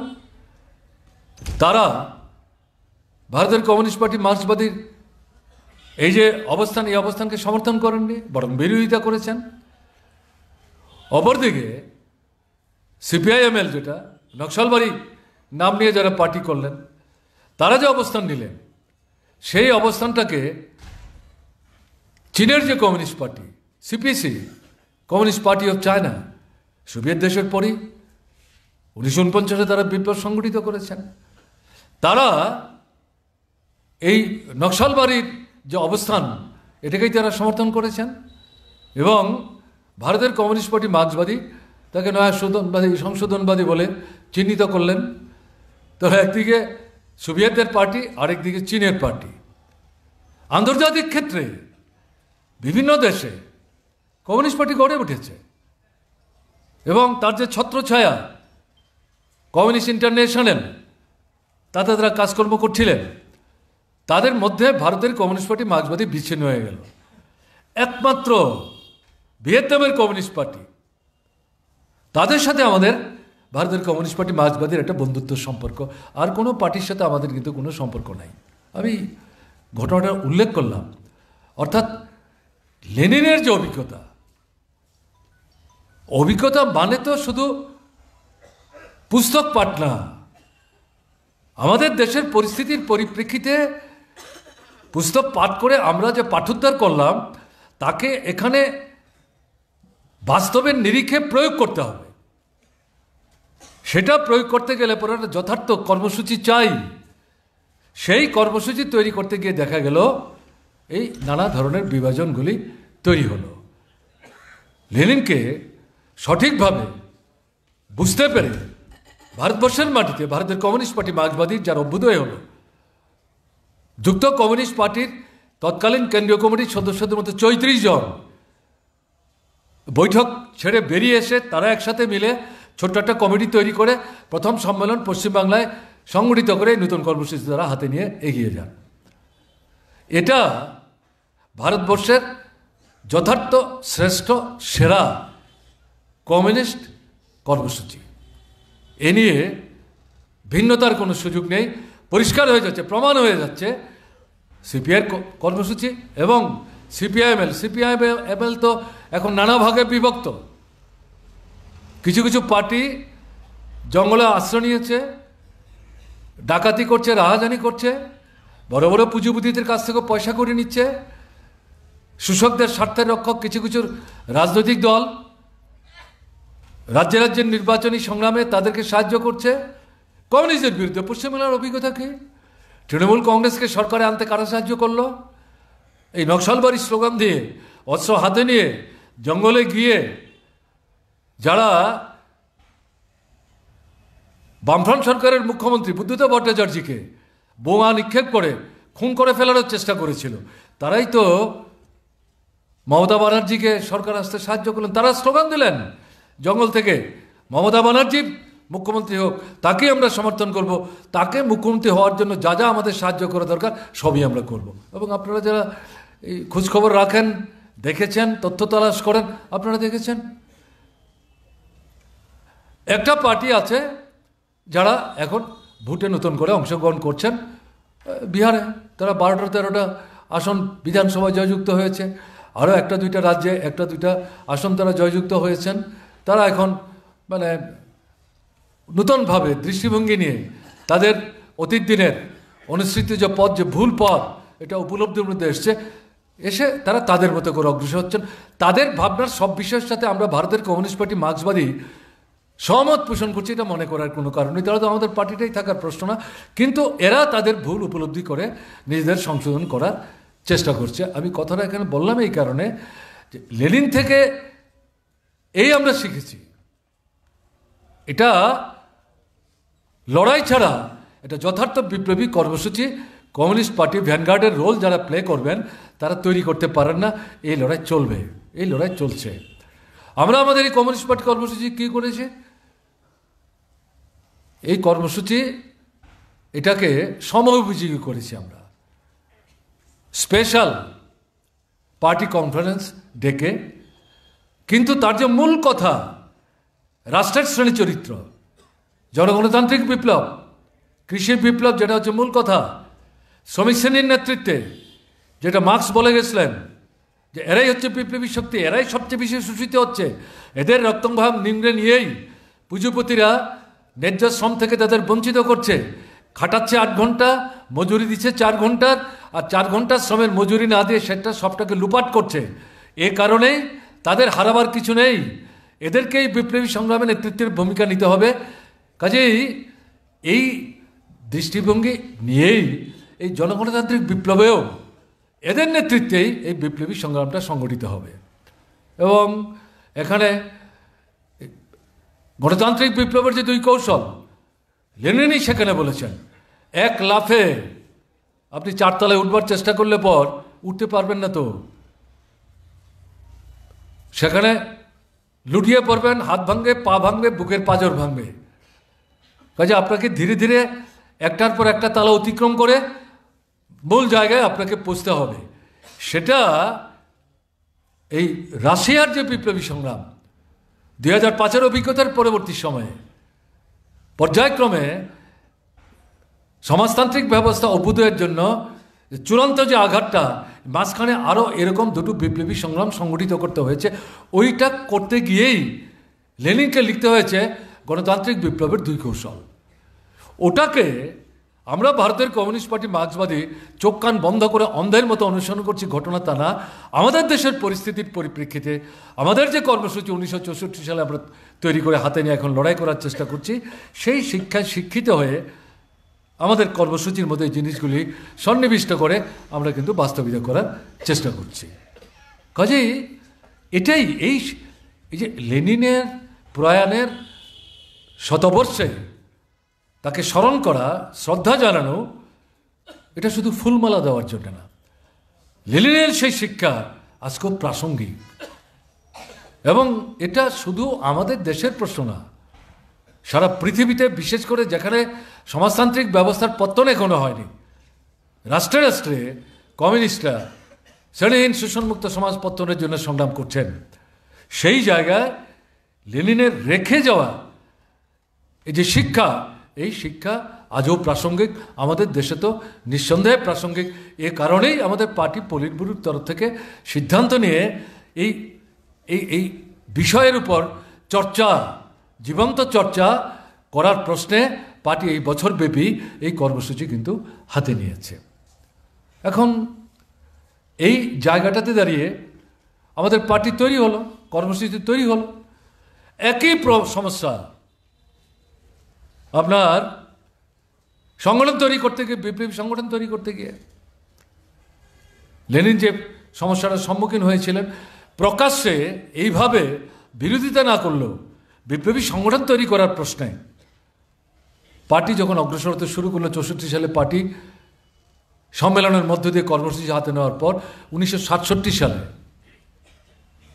সংগঠনের উপর নতুনভাবে তৈরি হওয়া যে কেন্দ্রীয় কমিটি, বিস্তৃত আলোচনার পর পরাধীন ভারতবর্ষে কমিউনিস্ট আন্দোলনের অভিজ্ঞতা, স্বাধীন ভারতবর্ষে কমিউনিস্ট আন্দোলনের অভিজ্ঞতা, নতুন পার্টি তৈরি হওয়ার পর লক্ষ্য স্থির করে আমরা যখন এগিয়ে যাওয়ার চেষ্টা করছি, এই সমস্ত বিষয়কে ভাবনা রেখে পার্টি সংগঠনের উপর একটা পূর্ণাঙ্গ দলিল পার্টি তৈরি করে। তাতে কমিউনিস্ট পার্টিটাকে সংগত করার জন্যে গঠনতন্ত্র যেমন একদিকে, অন্যদিকে সংগঠনটা তৈরি করার জন্য সেই সময়ে প্রায় 18টা বিষয় চিহ্নিত করা হয়েছিল। কিন্তু এই 18টা বিষয় তো অনুসরণ করে আমরা অগ্রসর হতে পারছি না। সময়ের পরিবর্তনের সাথে সাথে আমাদের গঠনতন্ত্রের মধ্যে আমাদের পার্টির সাংগঠনিক প্ল্যান, যেটা কলকাতায় আমরা সংগঠিত করলাম 23তম পার্টি কংগ্রেসের আগে, 22তম কংগ্রেস, 23তম কংগ্রেসের মধ্যবর্তী সময়ে, তাতে গিয়ে সেখানে পার্টি বলল যে কর্মসূচি নিয়ে নিশ্চয়ই আমরা গর্ব করছি, আমাদের কৌশলগত অবস্থানেও আমরা মোটামুটি নেওয়ার চেষ্টা করছি, কিন্তু পার্টিটা সেই ধরনের একটা বিপ্লবী চেহারা নিয়ে সুসংগত করতে গেলে পর সেই ধরনের পার্টি মেম্বার তো চাই। সেই পার্টি মেম্বার করতে গেলে পর 5টা বিষয়, ওই 18টা বিষয় স্টিক করছে না পার্টি, 5টা বিষয় চিহ্নিত করে বলছে। প্রথমত পার্টি কর্মসূচি, পার্টির যে গঠনতন্ত্র, যেটা হচ্ছে মূল সংগঠনের রূপরেখা, তার মধ্যে নির্ধারণ করা আছে। এই দুটোকে যারা সমর্থন করবেন তারাই কমিউনিস্ট পার্টিতে আসতে পারবেন। শুধু এটাকে সমর্থন করলে হবে না তো। দ্বিতীয় কি বলছে, পার্টিকে নিয়মিত চাঁদা দিতে হবে, লেভি দিতে হবে, আমি আগে উল্লেখ করেছি। তৃতীয়ত পার্টির পত্রিকা, যেটা ওই পার্টির কর্মসূচি চূড়ান্ত করার সময়ে লেনিন স্লোগান দিয়েছিলেন, আমাদের একটা পত্রিকা চাই, বিপ্লবী পত্রিকা, আমাদের যে বিপ্লবী লক্ষ্য, আমাদের যে ঘোষণা, সমস্ত মানুষের কাছে আমরা বুঝতে পারছি না, তার জন্য আমাদের একটা পত্রিকা চাই। যে ইস্করা নাম নিয়ে সেই পত্রিকা তৈরি সেখান থেকে পার্টি করে। অধিকাংশ পত্রিকা বিদেশ থেকে ছাপিয়ে আনতে হয়েছে, দেশে ছাপাবার মতো সুযোগ নাই। নামান্তর হয়েছে, নানা নাম আপনারা শুনছিলেন, কমরেড রতন দাস বলবার চেষ্টা করছিলেন, আমি সেখানে যাচ্ছি না। তাহলে আমাদের এখানে যেটা বলা হলো যে তৃতীয় যে বিষয়, পার্টির পত্রিকা পড়তে হবে, মার্ক্সবাদী যে সাহিত্য এটা নিয়মিত চর্চা করতে হবে। পত্রিকা এবং মার্ক্সবাদী সাহিত্য এটা জনগণের মধ্যে ব্যাপক প্রচারে নিয়ে যেতে হবে। আমরা কয়েকজন পড়লে তো চলবে না। এটা তৃতীয় যে গুরুত্বপূর্ণ বিষয় এই সম্পর্কে এখানে বলা হলো। তার সঙ্গে যেটা বলা হলো সেটা কি, একটা না একটা গণসংগঠন আপনাকে কাজ করতে হবে। ওই লেনিনের যে 3 নম্বর শর্ত, কমিউনিস্ট পার্টির বিপ্লবী সংগঠন তৈরি করার ক্ষেত্রে, যেটা নিয়ে মেনসেবিক এবং বলসেবিকের ফারাক হয়ে, বলসেবিক মানে সংখ্যাগরিষ্ঠ, মেনসেবিক মানে হচ্ছে সংখ্যালঘিষ্ঠ তাদের ভাষায়। তো এখানে এটা অন্তর্ভুক্ত করা হলো। গণসংগঠন না হলে আমাদের পদ্ধতি কি, যারা পার্টির ভেতরে আছেন তারা জানেন, ওখান থেকে এজিতে আসবে, এজিতে 1 বছর থাকার পর সেখান থেকে বাছাই করে প্রার্থী সদস্য হবেন, সেখানে 1 বছর কাজের পর সেখান থেকে বাছাই করে পূর্ণসভ্য হবেন। এখান থেকে আস্তে আস্তে যেতে যেতে পার্টির সেন্ট্রাল কমিটিতে যাবেন, পলিট ব্যুরোতে যাবেন। এই যে প্রক্রিয়া, এটা করতে গেলে পর জনগণের সঙ্গে যদি আপনার কোনো সম্পর্কই না থাকে তাহলে কী করে হবে? আপনাকে এই সংগঠনে অংশগ্রহণ করতে হবে। যদি না খুবই ব্যতিক্রম ধর্মী অবস্থায় কাউকে এই গণসংগঠনের সভ্যপদ নিয়ে সক্রিয় ভূমিকা নেওয়ার ক্ষেত্রে ছাড় না দেওয়া হয়। আমাদের পার্টির জেনারেল সেক্রেটারি, তার তো কোনো গণসংগঠন নাই, এই সবটাকেই তো সংহত করার ক্ষেত্রে ভূমিকা নিতে হচ্ছে। পলিট ব্যুরো মেম্বারদের মধ্যে একটা অংশ আছেন, সবাই না, পার্টি গণসংগঠন পরিচালনা, বিপ্লবী সংগ্রাম সংগঠিত করা, এই সমস্ত বিষয়টাকে সংগঠিত করার ক্ষেত্রে ভূমিকা নিতে হচ্ছে। তাদেরকে এই জায়গায় গণসংগঠনে কাজের ক্ষেত্রে ছাড় দেওয়া হয়েছে, এটা গঠনতন্ত্রের মধ্যেই বলা হয়েছে। পঞ্চমত, লড়াই সংগ্রামে অংশগ্রহণ করতে হবে, পিছুটান গ্রহণ করা যাবে না। আপনি গণসংগঠনে না থাকলেও লড়াইয়ের আহ্বান যখন আসবে সেই লড়াই কিন্তু আপনাকে অংশগ্রহণ করতে হবে। এই যে 5টি মূল বিষয়, এই 5টি মূল বিষয় আমাদের পার্টি সভ্য হতে গেলে পর, থাকতে গেলে পর এই 5টি কাজ কিন্তু আমাদের সম্পাদন করতে হবে। এই জায়গাতে কোনো রকম কম্প্রোমাইজ করা যাবে না। এটা লেনিনের কাছ থেকে শিখে আমরা বলছি। তাহলে আমাদের প্রথম যে লেনিনের কাছ থেকে শিখলাম তার যে অভিজ্ঞতাটা কি, এটা ঠিক আমাদের দেশে শ্রমিক আন্দোলন সংগঠিত হচ্ছে, কৃষক আন্দোলন সংগঠিত হচ্ছে, শিক্ষক কেরানি কর্মচারী বন্ধুদের আন্দোলন সংগঠিত হচ্ছে, ছাত্র যুবদের আন্দোলন সংগঠিত হচ্ছে, তফসিলিদের মধ্যে আন্দোলন আছে, উপজাতি অংশের মানুষের মধ্যে আন্দোলন আছে, ওবিসিদের মধ্যে আন্দোলন আছে। কিন্তু সবাই আমাদের দৃষ্টিভঙ্গি নিয়ে তো আন্দোলন করছে, ঘটনা তা না। আমরা যদি বিশ্লেষণ মূল্যায়ন করার চেষ্টা করি তাহলে দেখা যাবে যে সংগঠনগুলির মধ্যে আমাদের পার্টির সদস্যরা কাজ করছেন, নেতৃত্বের ভূমিকাও পালন করছেন, এরকম গণসংগঠন, শ্রেণী সংগঠনগুলো বাদ দিলে পর অধিকাংশ যে বাদবাকি গণ এবং শ্রেণী সংগঠনগুলো আছে তাতে মূলত নেতৃত্ব করছে শোষক যারা, শাসক যারা, তাদের স্বার্থের যারা প্রহরী, তারাই তার মধ্যে কাজ করছে। এবং তাদের যে সংগঠনগুলো সেগুলো অর্থনীতিবাদী চিন্তা ভাবনার মধ্যে সীমাবদ্ধ রাখার চেষ্টা করছে, বিপ্লবী ভাবনা চিন্তার বহিঃপ্রকাশ তাদের সেই সংগঠনের মাধ্যমে তাদের অনুসারী যারা, তাদের চেতনার মান উন্নত সমৃদ্ধ করার ক্ষেত্রে ভূমিকা নিচ্ছে। এটা ঘটনা না। এই যে কাজটা যেখানটা লড়াই করেছেন লেনিন রাশিয়ার বুকে, আমরা কিন্তু এখানে করার চেষ্টা করছি, কিন্তু এখানে আমরা কি এখানে পূর্ণ সফলতা অর্জন করতে পারছি না। আমাদের আত্মসমীক্ষা যেটা, আমাদের অভিজ্ঞতাটা কি, ধরুন আমি একটা দৃষ্টান্ত দিচ্ছি। এই যে 2 বছর আগে কৃষকদের আন্দোলন, 1 বছর সমানে দিল্লিকে 3 দিক থেকে ঘেরাও করে রাখা, হাজার হাজার বিরাট সংখ্যায়, তারপর দেখা গেল এই আন্দোলনকে, শ্রমিকদের আন্দোলন তারা সমর্থন করলেন, ছাত্ররা যুবকরা সমর্থন করলেন, শিক্ষক কেরানি কর্মচারীরা সমর্থন করলেন। বিশাল ব্যাপার, আন্তর্জাতিক ক্ষেত্রে দারুণ সাড়া পড়েছে। এবং পুঁজিবাদী রাষ্ট্রগুলোতে, বিশেষ করে ইউরোপ মহাদেশে, সেখানে সমস্ত রাষ্ট্রগুলোতে পুঁজিবাদীরা নিয়ন্ত্রণ করছেন। ওই জায়গায় যারা শোষিত, বঞ্চিত, নির্যাতিত শ্রমিক, কৃষক, মধ্যবিত্ত, এরাও এই আন্দোলন থেকে উজ্জীবিত হয়ে এই ধারায় আন্দোলন করার চেষ্টা করছেন, যদিও বছরব্যাপী না, কিন্তু নানা পদ্ধতিতে। এখন দেখা গেল এই আন্দোলনের পর, আমি উত্তরপ্রদেশের কথা বলছি, বিধানসভার নির্বাচন, সবারই ধারণা উত্তরপ্রদেশ থেকে, পাঞ্জাব থেকে, হরিয়ানা থেকে বড় অংশের কৃষকরা অংশগ্রহণ করেছিলেন এই আন্দোলনে। অনেকেরই ধারণা যে এই যে উত্তরপ্রদেশে বিধানসভার নির্বাচনটা হবে, এই নির্বাচনে এবার গ্রামের কৃষকরা তারা এই লড়াইয়ে যে ভূমিকা নিলেন, তারা যে যে অঞ্চল থেকে এসছেন তার প্রতিফলন তারা ঘটাবেন। লড়াইটা কার বিরুদ্ধে? কেন্দ্রীয় সরকারের বিরুদ্ধে। কে চালাচ্ছে? বিজেপি। নিয়ন্ত্রণ করছে কে? আরএসএস। কাজেই ওই উত্তরপ্রদেশের বিধানসভা নির্বাচনে বিজেপিকে তারা জুৎসই জবাব দেবেন। ফল বেরোলো, ভোট হলো, কিন্তু ফলে গিয়ে দেখা গেলো হলো না তো। এবং আমাদের পার্টির তরফ থেকে তথ্য অনুসন্ধান করতে গিয়ে দেখা গেল যেই এলাকা থেকে কৃষকরা সংখ্যায় বেশি এসছেন, ফিরে গেছেন, ভোটে অংশগ্রহণ করেছেন, এরকম কিছু কিছু এলাকায় বিজেপি এর আগের বিধানসভা নির্বাচনের চাইতে সেই লড়াইয়ের পরে যে নির্বাচন হলো সেখানে বেশি আসন দখল করেছে।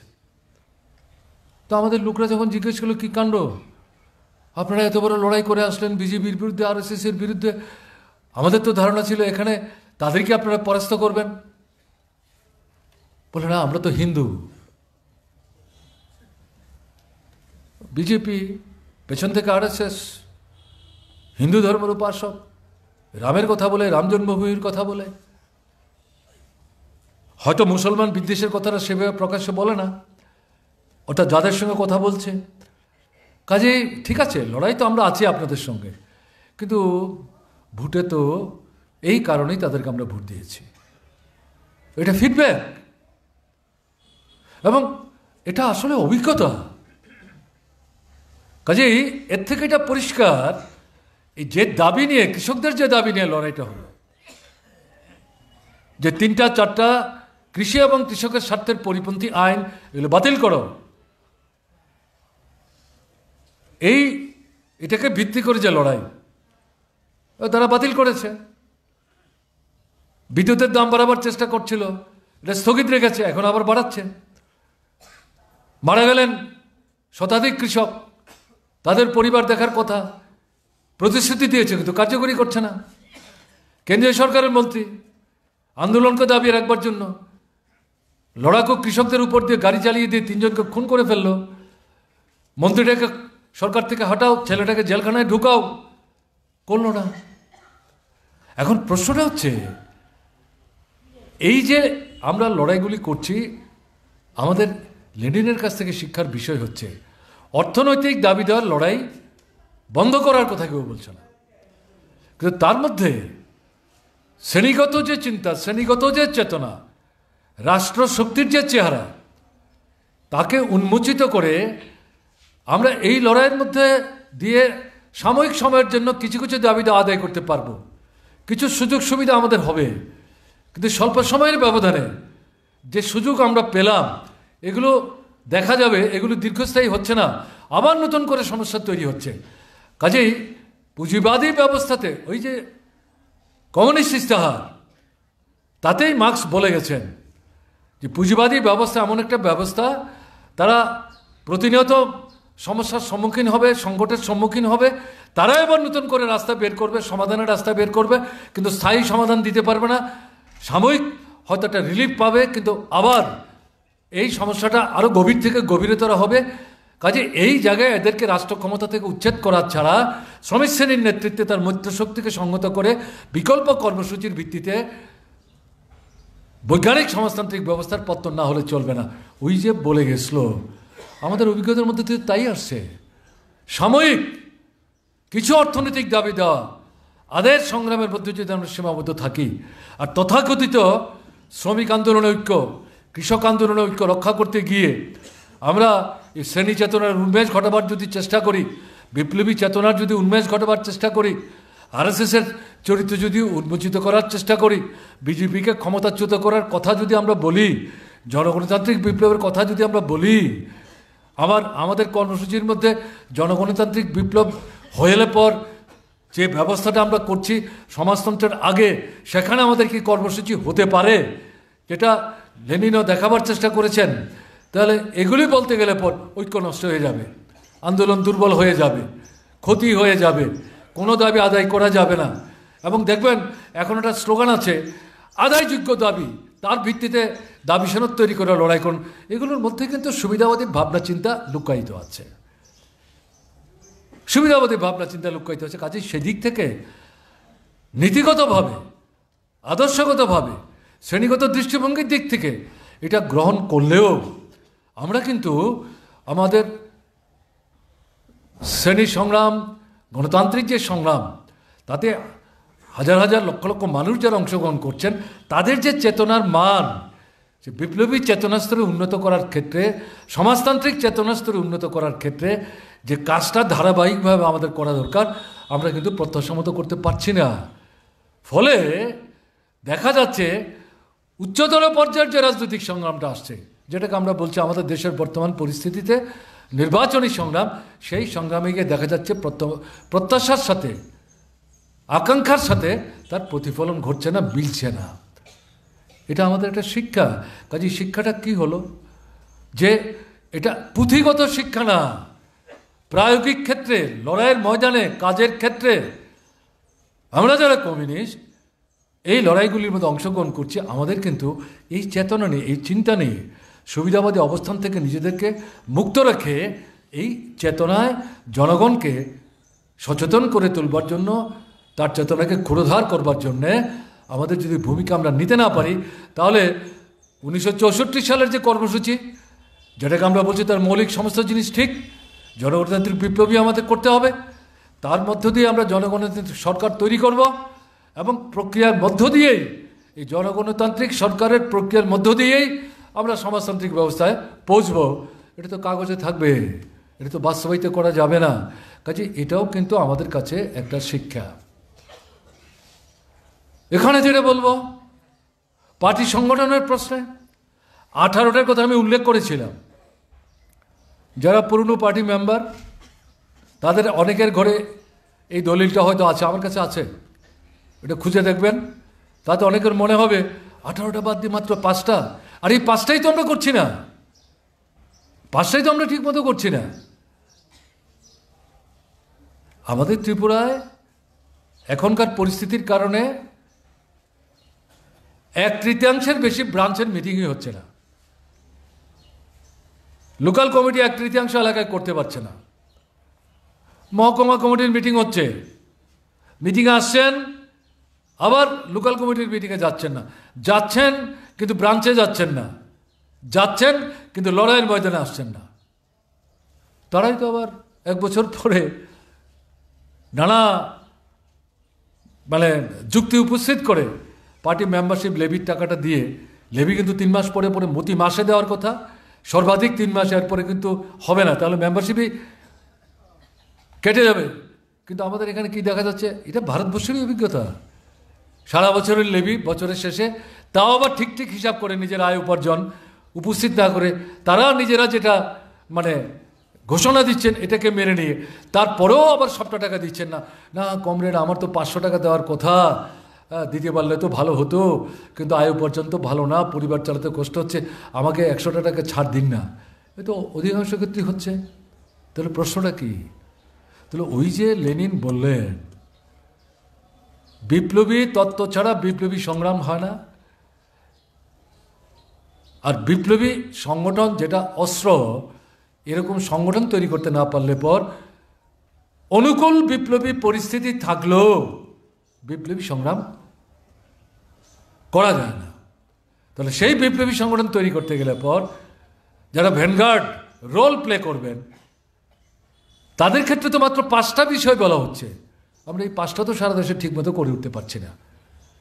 এটা বিরাট অংশ করছেন, এই নিয়ে কোনো সন্দেহ করার কারণে, কিন্তু পুরোটা তো আমরা করতে পারছি না। পার্টিটাকে তো সেইভাবে গুণের দিক থেকে, মানের দিক থেকে, চেতনার দিক থেকে সেইভাবে তার বিস্তার ঘটাতে পারছি না। ভারতবর্ষে এখন 28টা 29টা রাজ্য, সবগুলো তো আমাদের পার্টির শক্তি সমান না। কাজে এই যে বিষয়টা, এই বিষয়গুলি লেনিনের প্রয়াণের শতবর্ষে তার প্রতি শ্রদ্ধা জানাতে গিয়ে এগুলি রোমন্থন করার কথা। এর থেকে আমাদের দুর্বলতাগুলি কোথায় সেগুলি চিহ্নিত করার কথা, এবং চিহ্নিত দুর্বলতাগুলির যাতে পুনরায় ঘটতে না পারে সেই সম্পর্কে সচেতন থেকে আমরা নিজেদেরকে সংশোধিত করার জন্যে লেনিন চর্চা নিজেদের বিবৃত রাখবার কথা এই লেনিনের প্রয়াণের শতবর্ষের অনুষ্ঠান পালনের মধ্য দিয়ে করতেই পার্টি পলিট ব্যুরো কিন্তু নির্দেশ দিয়েছে। কাজেই সেদিক থেকে আমরা এই দৃষ্টিভঙ্গি নিয়েই অগ্রসর হওয়ার যদি চেষ্টা না করি তাহলে এটা আরেকটা আনুষ্ঠানিক কর্মসূচি হবে। পার্টি পলিট ব্যুরো চাইছে আমরা যেন আনুষ্ঠানিকতার ঊর্ধ্বে উঠে এই কর্মসূচিটাকে রূপায়ণ করার চেষ্টা করি। এখন ওই যে ডুমার কথা আমি বলছিলাম, একবার বয়কট করলেন, আরেকবার অংশগ্রহণ করলেন, বিতর্ক হলো কিন্তু অংশগ্রহণ করলেন। তার পরের পর্যায়ে গিয়েই তো বিপ্লবী আন্দোলন সংগঠিত করলেন, পর্যায়ক্রমে গিয়ে সমাজতন্ত্র সাফল্য অর্জন করলেন। তাহলে আমাদের দেশের যে বর্তমান পরিস্থিতি, এই পরিস্থিতিতে বিপ্লবী পরিস্থিতি বিরাজ করছে ঘটনা তা না। আমাদের দেশে এখন সরকার চালাচ্ছে কে? আরএসএস নিয়ন্ত্রিত বিজেপি। এর আগে কংগ্রেস ছিল। কংগ্রেসকে একটা ধনিক বণিকদের দলই আমরা বলছি, তাদের চরিত্রের কোনো পরিবর্তন হয়নি। বিজেপি তাই, কিন্তু বিজেপিকে আমরা বলছি আমাদের কর্মসূচির মধ্যে এটা যে কোনো একটা বুর্জোয়া রাজনৈতিক দলের মতো না। তাদের ভাবনা চিন্তা চেতনার মধ্যে ফ্যাসিস্ট সুলভ ভাবনা চিন্তা আছে। তাদের যে মূল স্রষ্টা দর্শনের, তারা এই জায়গাটা মানে গোপন রাখেননি। তাহলে এই জায়গায় তারা এখন সরকারের মধ্যে আছে। আজকের পরিস্থিতিতে আমরা কি বলছি, কৌশলগত দিক থেকে ভোটে অংশগ্রহণ করা বা বিরোধিতা করার প্রশ্ন আমাদের কাছে না। কংগ্রেস নাই ক্ষমতায়, বিজেপি এখন সরকারে। কংগ্রেসকে ক্ষমতা থেকে সরাবার জন্য জরুরি অবস্থার সময়ে যখন জেলখানা থেকে বেরোলো জনতা পার্টি তৈরি করে কংগ্রেস হটাও, তাতে গিয়ে দেখা গেল এই জনতা পার্টির মধ্যে আরএসএসের নিয়ন্ত্রণে পরিচালিত রাজনৈতিক দল তারাও অংশগ্রহণ করলেন। পরবর্তী সময়ে চিহ্নিত হলো এরা তো আরএসএস। আমাদের পার্টি স্লোগান দিল এই ফ্যাসিস্টদের সঙ্গে মিলে এই দল সরকার চালাচ্ছে, হয় তাদের বের করতে হবে, নাহলে তো এই সরকারকে আমরা সমর্থন করব না। এ নিয়ে আমাদের সঙ্গে ভিন্নতা তৈরি হলো, আমরা সমর্থন প্রত্যাহার করলাম। এটা জানেন একটা অংশ, আমি এটা জাস্ট রেফারেন্স হিসাবে তুললাম। কংগ্রেস পরাস্ত হলো, কিন্তু জনতা দল সরকার তৈরি করলো। আবার এই জনতা দল ক্ষমতা হারালো, কংগ্রেস ক্ষমতায় আসলো। কংগ্রেস ক্ষমতা হারালো, তারা নতুন নাম নিয়ে বিজেপি সরকারে আসলো। এখনকার পরিস্থিতিতে আমরা যেটা বলছি, ট্যাকটিক্যালি ভোটে আমাদের অংশগ্রহণ করতে হবে, তাদেরকে পরাস্ত করতে হবে। অস্ত্র নিয়ে এখন ঝাঁপিয়ে পড়ে এদের ক্ষমতাচ্যুত করার মতো অবস্থা তো আমরা এরকম তৈরি করতে পারিনি। সেই ধরনের আমাদের বিষয়গত যে প্রস্তুতি, সেই প্রস্তুতি আমরা তৈরি করতে পারিনি। আমরা তো একটু আগেই পার্টি সংগঠনের কথা আলোচনা করছিলাম।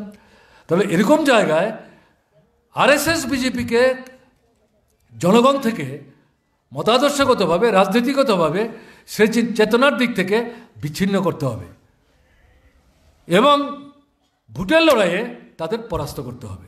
ভোটের লড়াইয়ে পরাস্ত করা এক জিনিস, আর শ্রেণী চেতনা, মতাদর্শের চেতনায় জনগণ থেকে তাদের বিচ্ছিন্ন করা কিন্তু আরেকটা জিনিস। এই দুটোকে একটা থেকে আরেকটাকে আলাদা করে দেখলে চলবে না, কিন্তু দুটো এক করে ভাবলে চলবে না। কাজেই এই দুটো ধারায় আমাদের লড়াই চালিয়ে যেতে হবে। এই পরিস্থিতিতে আমরাই স্লোগান দিলাম আমাদের 23তম পার্টি কংগ্রেসে, এই যে RSS এর নিয়ন্ত্রিত বিজেপি সরকারটা চালাচ্ছে, বিচ্ছিন্ন করো এবং তাদেরকে সামনের নির্বাচনে পরাস্ত করো। এটা করতে গেলে পর অবিজেপি, গণতান্ত্রিক এবং ধর্মনিরপেক্ষ, যেটা আমাদের সংবিধান আমাদের দিয়েছে, এর যারা সমর্থক তাদের নিয়ে একটা মঞ্চ তৈরি করে অগ্রসর চেষ্টা করতে হবে। কারণ আমরা CPIM সঠিক স্লোগান দিল, আমাদের তো এরকম কোনো শক্তি নাই যে শক্তির ভিত্তিতে এই স্লোগানটাকে বাস্তবায়িত করার মাধ্যমে এদেরকে ক্ষমতাচ্যুত করতে পারি। তাই আমরাই কৌশলগত দিক থেকে ওই যেমন ডোমা বয়কট আবার ডুমায় যাওয়া, আমরাও এখানে বলছি এরকমভাবে একটা সংঘবদ্ধ মঞ্চ তৈরি করার চেষ্টা করো। চেষ্টার পর একটা মঞ্চ তৈরি হলো, নাম তারা নিল ইন্ডিয়া। আমি সেই বিশ্লেষণে যাচ্ছি না। এখন এটা তৈরি হওয়ার পর নানা প্রশ্ন উঠতে শুরু করলো, অনেকের মধ্যে নানা রকম সন্দেহ তৈরি হলো। এগুলো আপনারা জানেন, এখানে অন্তত যারা এসেছেন, আমি বিস্তৃত আলোচনা যাচ্ছি না। তো এখানে গিয়ে দেখা গেল যাকে আহ্বায়ক করার প্রশ্ন নিয়ে বিতর্ক তৈরি হলো, বিহারের সেই সময়ের মুখ্যমন্ত্রী। এটা একমত হলো না। আমাদের পার্টির পক্ষ থেকে আমাদের জেনারেল সেক্রেটারি আমাদের পার্টিকে রিপ্রেজেন্ট করেন এই ইন্ডিয়া জোটে। তিনি দিল্লির যে সর্বশেষ বৈঠক হয় সেই বৈঠকে চেয়ারম্যান যখন ঠিক হলো, বড় দল কংগ্রেস, তার যিনি সভাপতি, তাকে চেয়ারম্যান সবাই মেনে নিয়েছেন।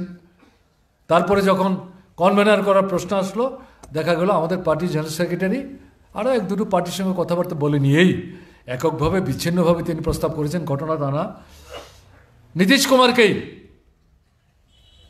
কনভেনার করা হোক, ঘোষণা দেওয়া হোক। সেই মিটিংয়ে দুটো তিনটা পার্টি তারা অনুপস্থিত, এবং বিশেষ করে পশ্চিমবাংলার মুখ্যমন্ত্রী তৃণমূলের, তারা আবার নীতিশ কুমারকে কনভেনার করতে রাজি না। এই পরিস্থিতি থেকে কংগ্রেস দলের পক্ষ থেকে, নাম আমি উল্লেখ নাইবা করলাম, বলো না না তিনি অনুপস্থিত, কাজে তাকে বাদ দিয়ে এরকম একটা সিদ্ধান্ত আমরা নেব, একটু অপেক্ষা করি, তার সঙ্গে কথাবার্তা বলি, তারপরে এটা পাবলিকলি আমরা অ্যানাউন্স করব। কিন্তু এটা তো গোপন থাকলো না। এই মধ্যরাত্রিতেই এরকম একটা আলোচনা, এরকম সমস্যা, তার নাম কনভেনার হিসেবে এসছে, আলটিমেটলি বোধহয় তিনি কনভেনার হবেন, এটাও পত্রিকায় আসলো। তো যাই হোক, বাইরে থেকে মনে হয়েছে তাহলে বোধহয় সমস্যাটার সমাধান হলো, চেয়ারম্যানও হলো, কনভেনারও হলো। এখন প্রশ্ন উঠেছে, এই তৃণমূল কংগ্রেস প্রশ্ন তুলেছে, প্রধানমন্ত্রীর মুখটা ঠিক করা হোক, এবং তারাই প্রস্তাব করলেন কংগ্রেস দলের যিনি সভাপতি তাকেই প্রধানমন্ত্রী করা হোক, এবং যুক্ত করলেন তিনি দলিত অংশের লোক।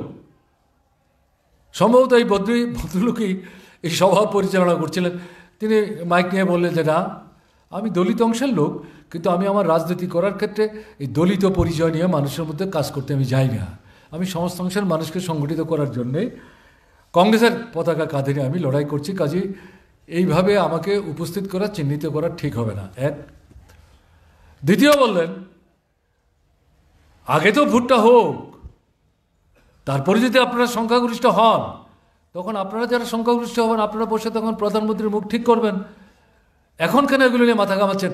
এটা তো আগেই মহারাষ্ট্রে যে আমাদের তৃতীয় বৈঠক হলো, সেই বৈঠকে তো আমরা সিদ্ধান্ত করে এসেছি, কেন এই প্রশ্নটা আবার তুলছেন?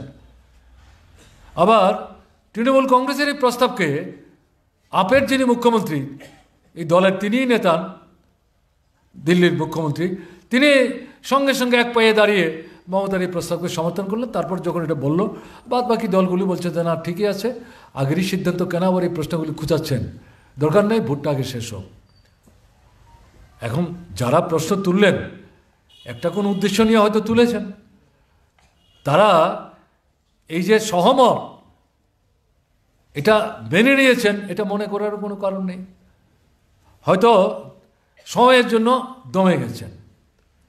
তারপরে প্রশ্ন আসলো প্রার্থী, এবং আমরা যে প্রস্তাব আগেই রেখেছিলাম আমাদের পার্টির পক্ষ থেকে। প্রথম পাটনায় যে মিটিংটা হয় নীতিশ কুমারের উদ্যোগে 14 না 15টা পার্টি এসেছিল, তখনই প্রশ্ন উঠেছিল আমাদের পার্টি থেকে। আমরা বলেছিলাম দেখুন ভারতবর্ষ একটা বিরাট বড় রাষ্ট্র, অনেকগুলো তার রাজ্য, এক এক রাজ্যের এক এক রকম পরিস্থিতি। আমরা জাতীয় রাজনৈতিক দল আছি, কিন্তু কোনো কোনো রাজ্যে এমন দল আছেন তারা জাতীয় রাজনৈতিক দল না, কিন্তু রাজ্যে তারা বড় পার্টি। কাজেই তাদেরকে উপেক্ষা করে দিল্লিতে বসে আসন সমঝোতা হয়ে যাবে এরকমভাবে ভাবা চিন্তা করার সিদ্ধান্ত নেওয়া তো ঠিক হবে না। কাজে এটা যার যার রাজ্যের মধ্যেই আলোচনা করতে হবে, ঠিক করতে হবে, সিদ্ধান্ত করতে হবে। শেষ পর্যন্ত এই চতুর্থ বৈঠকে এটা ঠিক হলো, এবং ঠিক হলো 31শে জানুয়ারির মধ্যে চূড়ান্ত হবে। কিন্তু একটা সেখানে বলে রাখা হয়েছে, এটা চেষ্টা করতে হবে, এত সহজ তো হবে না, ফেব্রুয়ারির মাঝামাঝি সময়ের মধ্যে।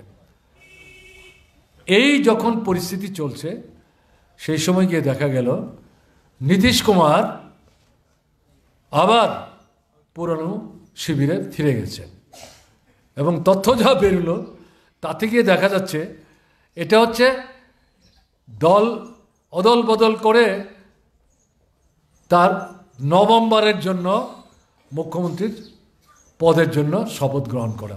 ভারতবর্ষে বোধহয় এরকম অভিজ্ঞতা নেই, আমার তো জানা নেই, পত্রিকাতেও এটা উঠেনি। এবং এখন তার একটা নাম রাজনীতির পরিমণ্ডলে এখন তৈরি হয়ে গেছে। আমি সেটা নাইবা বললাম, রাজনীতিতে কখন কি হবে কেউ জানে না। তা আমরাই বলছিলাম কিন্তু এই ত্রিপুরার বিভিন্ন সভায়, এমনকি পশ্চিমবাংলায় বা আসামে আমার যেতে হয় মাঝে মাঝে, এই বিষয় নিয়ে যখন কথা হয় তখন বারবারই বলার চেষ্টা করেছি, দেখুন এখন তো 28টা দল একটা জায়গায় আমরা এসেছি, সবাই শেষ পর্যন্ত এক জায়গায় থাকবে ধরে নেবেন না। বাড়তেও পারে, কমতেও পারে, কে কোথায় কোন দিকে দিয়ে ছুটবে, কে কোথায় এনডিএকে মানে উপেক্ষা করে এখানে আসবে, এটা শেষ পর্যন্ত কিছু বলা যাবে না। সবটাই নির্ভর করবে জনগণের সংগ্রাম, চিন্তা, চেতনা এবং মনোভঙ্গির উপর। কাজে অপেক্ষা করতে হবে। আমাদের মূল কাজ হচ্ছে জনগণের কাছে যাওয়া। ন্যূনতম কর্মসূচি তৈরি হয়নি, একটা বুলেট ফর্মে কতগুলো অর্থনৈতিক বিষয়, গণতান্ত্রিক এবং ধর্মনিরপেক্ষতার বিষয়কে নির্ধারণ করে নিয়ে এটা বুলেট ফর্মে এগ্রিড একটা মোটামুটি মানে সহমতে পৌঁছে এটা নিয়ে এটা ব্যাপক প্রচার জনগণের মধ্যে যেতে হবে। এই লাস্ট যে মিটিংটা হলো সেই মিটিংয়ে সিদ্ধান্ত হয়েছে 5টা রাজ্যের যে বিধানসভা নির্বাচন গেল তার আগে এই মিটিং প্রথম মধ্যপ্রদেশে করার সিদ্ধান্ত হয়েছিল। কংগ্রেস আপত্তি করল, কমলনাথ মনে মনে তিনি মুখ্যমন্ত্রী বসে আছেন, অন্য কোনো দলের সঙ্গে আসন সমঝোতা করলেন না, ভীষণভাবে পরাস্ত হলেন। দেখলেন তো আপনারা, একই ভূমিকা নিল তারা রাজস্থানে, একই ভূমিকা নিল ছত্তিশগড়ে। এটা 3-4টা রাজ্যে জয়যুক্ত হওয়ার পর পায়াভারী হয়ে গেল, মাটি থেকে পা উপর উঠে গেল। নিজেদের ক্ষমতা সম্পর্কে, শক্তি সম্পর্কে অযাচিতভাবে একটু অতিরঞ্জন করতে শুরু করলেন, আমরাই সব করব। তার ফলটা তো ভালো হলো না, বিজেপির সুবিধা হয়ে গেল। তো এই চতুর্থ যে মিটিংটা হলো দিল্লিতে, সেখানে বলা হলো ঠিক আছে, আমরা তো মধ্যপ্রদেশে প্রথম মিটিংটা করতে চাইলাম, এটা হলো না, এখন তো আমাদের যেতে হবে। সবাই বললো না, যেতে হবে, তাহলে প্রথম মিটিংটা পাটনাতেই হোক। এটা আপনাদের জানার জন্য বলছি। সেখানে আবার নীতিশ কুমার বলছেন যে না, এটা পরে ঠিক হবে। তাহলে এই যে পাটনায় প্রথম মিটিংটা করার ক্ষেত্রে আপত্তি এবং পরবর্তী সময় তার যে এই আবার পুরনো ঘরে ফিরে যাওয়া, তাহলে এর থেকে মনে হচ্ছে কেউ কেউ বলতে শুরু করেছেন ওই যে নূতন করে বুলেট ফর্মে নেওয়া এগ্রিড যে ইস্যুগুলো, যেগুলো নিয়ে আমরা 10টা 12টা 15টা জায়গায় মিটিং করব, প্রথম মিটিং পাটনায় করতে চাইলাম, এটা যে ভদ্রলোক রাজি হলেন না, তাহলে মনে হচ্ছে তার মাথায় অনেক আগে থেকেই এই বিষয়টা হয়তো ক্রিয়া করতে শুরু করেছে। না হলে কেন তিনি এই মিটিংটা অ্যাকসেপ্ট করলেন না? তিনিই তো উৎসাহিত হওয়ার কথা ছিল। আর বাই দিস টাইম তো পাবলিকলি আমরা তাকে কনভেনার করেই দিতে পারতাম। ব্যাপারটা কি? তাহলে এখন মনে হচ্ছে এই যে কেউ কেউ বিশ্লেষণটা করছেন, এর মধ্যে হয়তো সঙ্গত কারণ আছে, এটাকে একবারে অস্বীকার করা যাবে না। তাহলে কি হলো? ইন্ডিয়া কি শেষ হয়ে গেল? আমাদের কমরেডদের কেউ কেউ কিন্তু ভাবতে শুরু করেছে, তাহলে ইন্ডিয়া কোথায় থাকলো? ইন্ডিয়া তো 28টা দল নিয়ে, তার মধ্যে একটা দল, এবং এই দলটা কনফাইন টু বিহার। এটা তো বুঝতে হবে।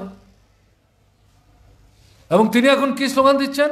আমি বিহারের উন্নয়নের জন্য, অগ্রগতির জন্য, সমৃদ্ধির জন্য আবার আগের জায়গায় ফিরে আসলাম। প্রশ্ন করলে অনেক প্রশ্ন থাকবে, যেগুলোর জবাব হয়তো তার পক্ষে যুক্তিসঙ্গতভাবে উপস্থিত করা সম্ভব না। তিনি তার নিজের যে চেহারা, নিজের যে রং, তিনি এটা উদুম করে দিয়েছেন। আমাদের পার্টির কেন্দ্রীয় কমিটির বৈঠক চলছিল।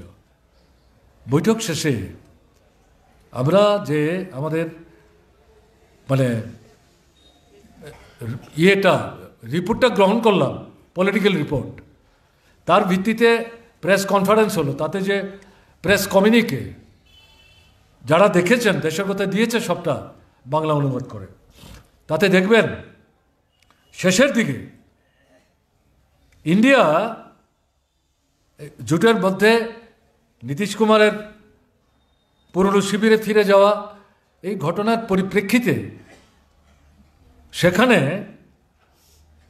ইঙ্গিত দেওয়া হয়েছে যে এরকম ভাবনা চিন্তা আরও আছে। আমি নাম এখানে উল্লেখ করছি না, দরকার নাই, আপনারা যারা যেমন জানেন বুঝবেন। কেমন না, যারা গেছেন, যারা যাওয়ার চিন্তা করছেন, যদি যান, আমাদের দৃঢ় বিশ্বাস সেই রাজ্যের জনগণ, তাদের পেছনে যারা আছে, যারা আরএসএস বিজেপির দুঃশাসনে বিপর্যস্ত, এর থেকে রেহাই চান, বেরিয়ে আসতে চান, এরই যে নেতৃত্ব, তাদের অনুসারীদেরও উল্লেখযোগ্য অংশ তাদের জবাব দেবেন। এর জন্য তাদের প্রস্তুত থাকতে হবে। সারা দেশের মানুষও তার জবাব দেবেন, এখান থেকে শিক্ষা নেবেন। হতাশ হওয়ার তো কোনো কারণ নেই। আমরা ভারতের কমিউনিস্ট পার্টি মার্ক্সবাদী, আমরা তো সরকার দখল করার চিন্তা নিয়ে এই মঞ্চ তৈরি করে বিজেপিকে পরাস্ত করার কথা ভাবছি। ঘটনা তা না। আমরা কতটা আসনে দাঁড়াবো? সর্বাধিক আসন আমরা কত পেয়েছিলাম?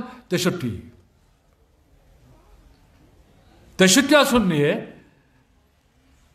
ডক্টর মনমোহন সিংয়ের নেতৃত্বে যে সরকারে অংশগ্রহণ না করে, যদিও আমাদের উপর চাপ ছিল আপনারা মন্ত্রী হন, কিন্তু তাতে না গিয়ে পলিসি ডিকটেট করার জন্য কমিটি, তাতে আমরা অন্তর্ভুক্ত হয়ে কতগুলো গুরুত্বপূর্ণ সিদ্ধান্ত কিন্তু আমরা নিতে পেরেছিলাম।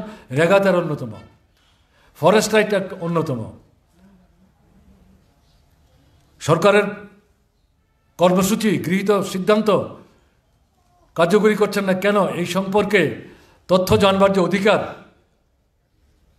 এই সম্পর্কিত বিষয় যে 3-4টা গুরুত্বপূর্ণ মৌলিক সিদ্ধান্ত গ্রহণ করা হয়েছিল, এটা কিন্তু মন্ত্রিসভায় অংশগ্রহণ না করেও ওই 63 সদস্যের শক্তি নিয়ে এই সরকারটাকে প্রভাবিত করে আমরা কার্যকরী করাতে পেরেছিলাম।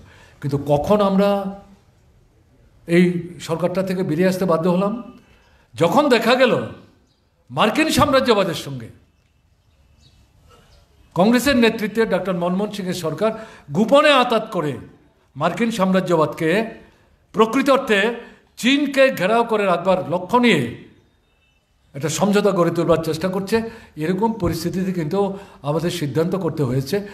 এরপরে একটা সমাজতান্ত্রিক রাষ্ট্রকে কোণঠাসা করবার জন্যে সাম্রাজ্যবাদের যে পালের গোদা, মার্কিন সাম্রাজ্যবাদ যে ষড়যন্ত্র চক্রান্ত করছে, তার সঙ্গে হাত মিলিয়ে যে সরকারটাকে আমরা বাইরে থেকে সমর্থন করে টিকিয়ে রাখছি, তারা সরকার চালাবার চেষ্টা করছে। আমরা যদি এরপরে এই সরকারটাকে সমর্থন করি, আমাদের তো প্রশ্ন করবে মানুষ, তোমরা কিসের কমিউনিস্ট? তোমরা তোমাদের কর্মসূচির মধ্যে বলেছো তোমাদের লড়াই, প্রধান শত্রুকে, প্রধান শত্রু হচ্ছে সাম্রাজ্যবাদ, ভূস্বামী এবং একচেটিয়া পুঁজি। তার বিরুদ্ধে লড়াই, তাদের পরাস্ত করতে হবে। রাষ্ট্র ক্ষমতা দখল করার কথা বলছো, তোমার মিত্রশক্তিকে শ্রমিক শ্রেণী, শ্রমজীবী অংশের জনগণ, কৃষি মজুর, প্রান্তিক চাষি, মাঝারি কৃষক, গরিব কৃষক, এমনকি ধনী কৃষক। শুধু তা না, তোমরা তোমাদের কর্মসূচির মতো বলেছ একচেটিয়া বৃহৎ পুঁজিপতিদের বাদ দিয়ে, পুঁজিপতি কিন্তু একচেটিয়া না, তাদের সঙ্গে আন্তর্জাতিক পুঁজির কোনো সমন্বয় নাই, বিদেশের বাজার দখল করতে তারা যাচ্ছে না, তাদের সঙ্গে তাদেরই লড়াই করতে হচ্ছে আমাদের দেশের ভেতরে। এরাও তোমরা যখন এই শক্তির বিরুদ্ধে লড়াই করছো, কোনো কোনো সময়ে লড়াইয়ের শক্তির পরিপ্রেক্ষিতে প্রভাবিত হয়ে তোমাদের সঙ্গে আসতে পারে। অল্প সময়ের জন্য যদি তারা আসে, তাদেরকেও তুমি সঙ্গে নিয়ে লড়াই করতে চাইছো।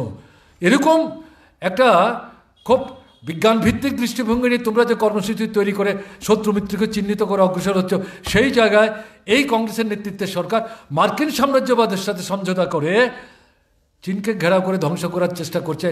সোভিয়েতকে বিপর্যস্ত করার পর এই সরকারটাকে কী করে তোমরা সমর্থন করছো? কী করে আমরা দাবি করবো যে আমরা কমিউনিস্ট? এটা বুঝতে হবে। এরকম একটা জায়গায় আমাদের কিন্তু সেখান থেকে সরকার ছেড়ে দিয়ে চলে আসতে হয়েছে। কাজে এই পরিস্থিতিতে, আজকের যে পরিস্থিতিতে আমরা যে স্লোগানটা দিচ্ছি, আমরা কতটা আসন পাবো, কতটা আসন জিতবো, কতটা আসন হারবো, সেই হিসাব পরে, সেগুলো তো পার্টি নেতৃত্ব করছে, রাজ্যে রাজ্যে পার্টি করছে। আমরা এখানেও চিন্তাভাবনা শুরু করেছি। কিন্তু আমরা যে কথাটা বলেছি, আরএসএস, বিজেপি পলিটিক্যালি, আইডিওলজিক্যালি তাদেরকে আইসোলেট করতে হবে, জনগণ থেকে বিচ্ছিন্ন করতে হবে। জনগণ থেকে বিচ্ছিন্ন করার অর্থটা কি? ওই যে আমি বললাম, কৃষক আন্দোলন এবং উত্তরপ্রদেশের বিধানসভা ভোটের লড়াইয়ের একটা জ্বলন্ত দৃষ্টান্ত উপস্থিত করার চেষ্টা করেছি। বিচ্ছিন্ন করার কাজ যদি সফল না হই আমরা, তাহলে পরাস্ত করার যে লড়াই, সব ক্ষেত্রে কিন্তু পরাস্ত করার লড়াইয়ে সাফল্য অর্জন করা যাবে না। কাজে আমাদের একদিকে বিচ্ছিন্ন করার লড়াই চলবে, সামনে 24-এর নির্বাচন, তাতে পরাস্ত করার যে স্লোগান নিয়ে আমরা এই মঞ্চ তৈরি করার ক্ষেত্রে উদ্যোগ নিয়েছিলাম, তাতে সাফল্য এসছে। কেউ গেছে, আবার কেউ আসবে, আবার কেউ যেতেও পারে। তাতে আমাদের কিন্তু দুদলমনতার কোনো সুযোগ নেই। এই লড়াইয়ে ধীর স্থিরভাবে, সংখ্যা আমাদের যাই থাকুক, সঠিক স্লোগানকে সামনে রেখে, যে গণতন্ত্রের পতাকা, যে ধর্মনিরপেক্ষতার পতাকা কাঁধে নিয়ে 24-এর লড়াইয়ে আরএসএস নিয়ন্ত্রিত বিজেপিকে পরাস্ত করার স্লোগান সামনে রেখে আমরা এগিয়ে যাওয়ার চেষ্টা করছি। এই ইন্ডিয়া মঞ্চকে ব্যবহার করে এই লড়াইয়ে আমাদের পিছু টানের কোনো সুযোগ নাই, বরং দৃঢ়তা নিয়ে, বলিষ্ঠতা নিয়ে আমাদের এগিয়ে যেতে হবে। এই কৌশলগত দিক থেকে এরকম অবস্থান নেওয়ার শিক্ষা লেনিনের কাছ থেকে আমরা পেয়েছি।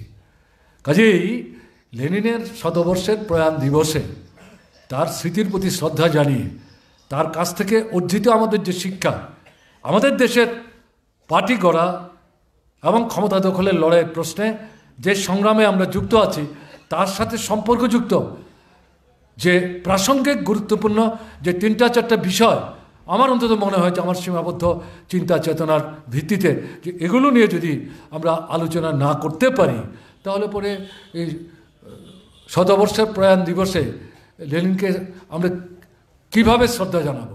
সেদিক থেকে আমি বিষয়গুলো আপনাদের সামনে উপস্থিত করলাম। আবেদন থাকবে, আপনারা খুব ধৈর্যের সাথে, আন্তরিকতা নিয়ে মার্ক্সবাদ এবং লেনিনবাদ দুটো মিলেই এখন সমার্থক হয়ে গেছে।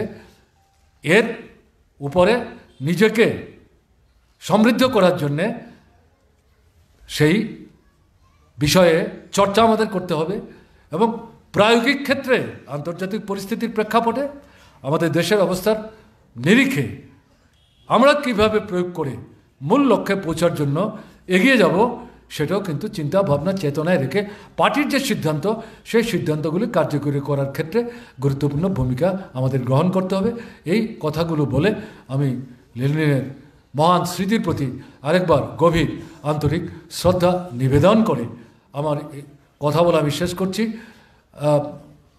আর কেউ বললেন না বলে আমাকে বলতে হলো, কমরেড রতনকে আলাদা করে রেখে, তাতে একটু বেশি সময় নেই, আমি সুযোগও পেলাম, বললামও।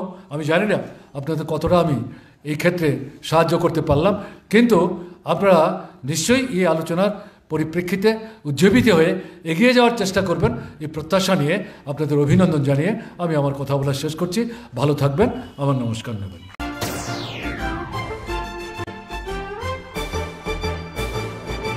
রান্নার স্বাদ এবং গুণমান বৃদ্ধি পানি সিস্টার গুঁড়া মশলা। সয়াবিন আটা সুজির পর প্রত্যেকের সুস্বাস্থ্যের জন্য এবার রান্নার তেলের দায়িত্বেও sister kachchi ghani mustard oil. Sister, আপনাদের বিশ্বাস আমাদের দায়িত্ব।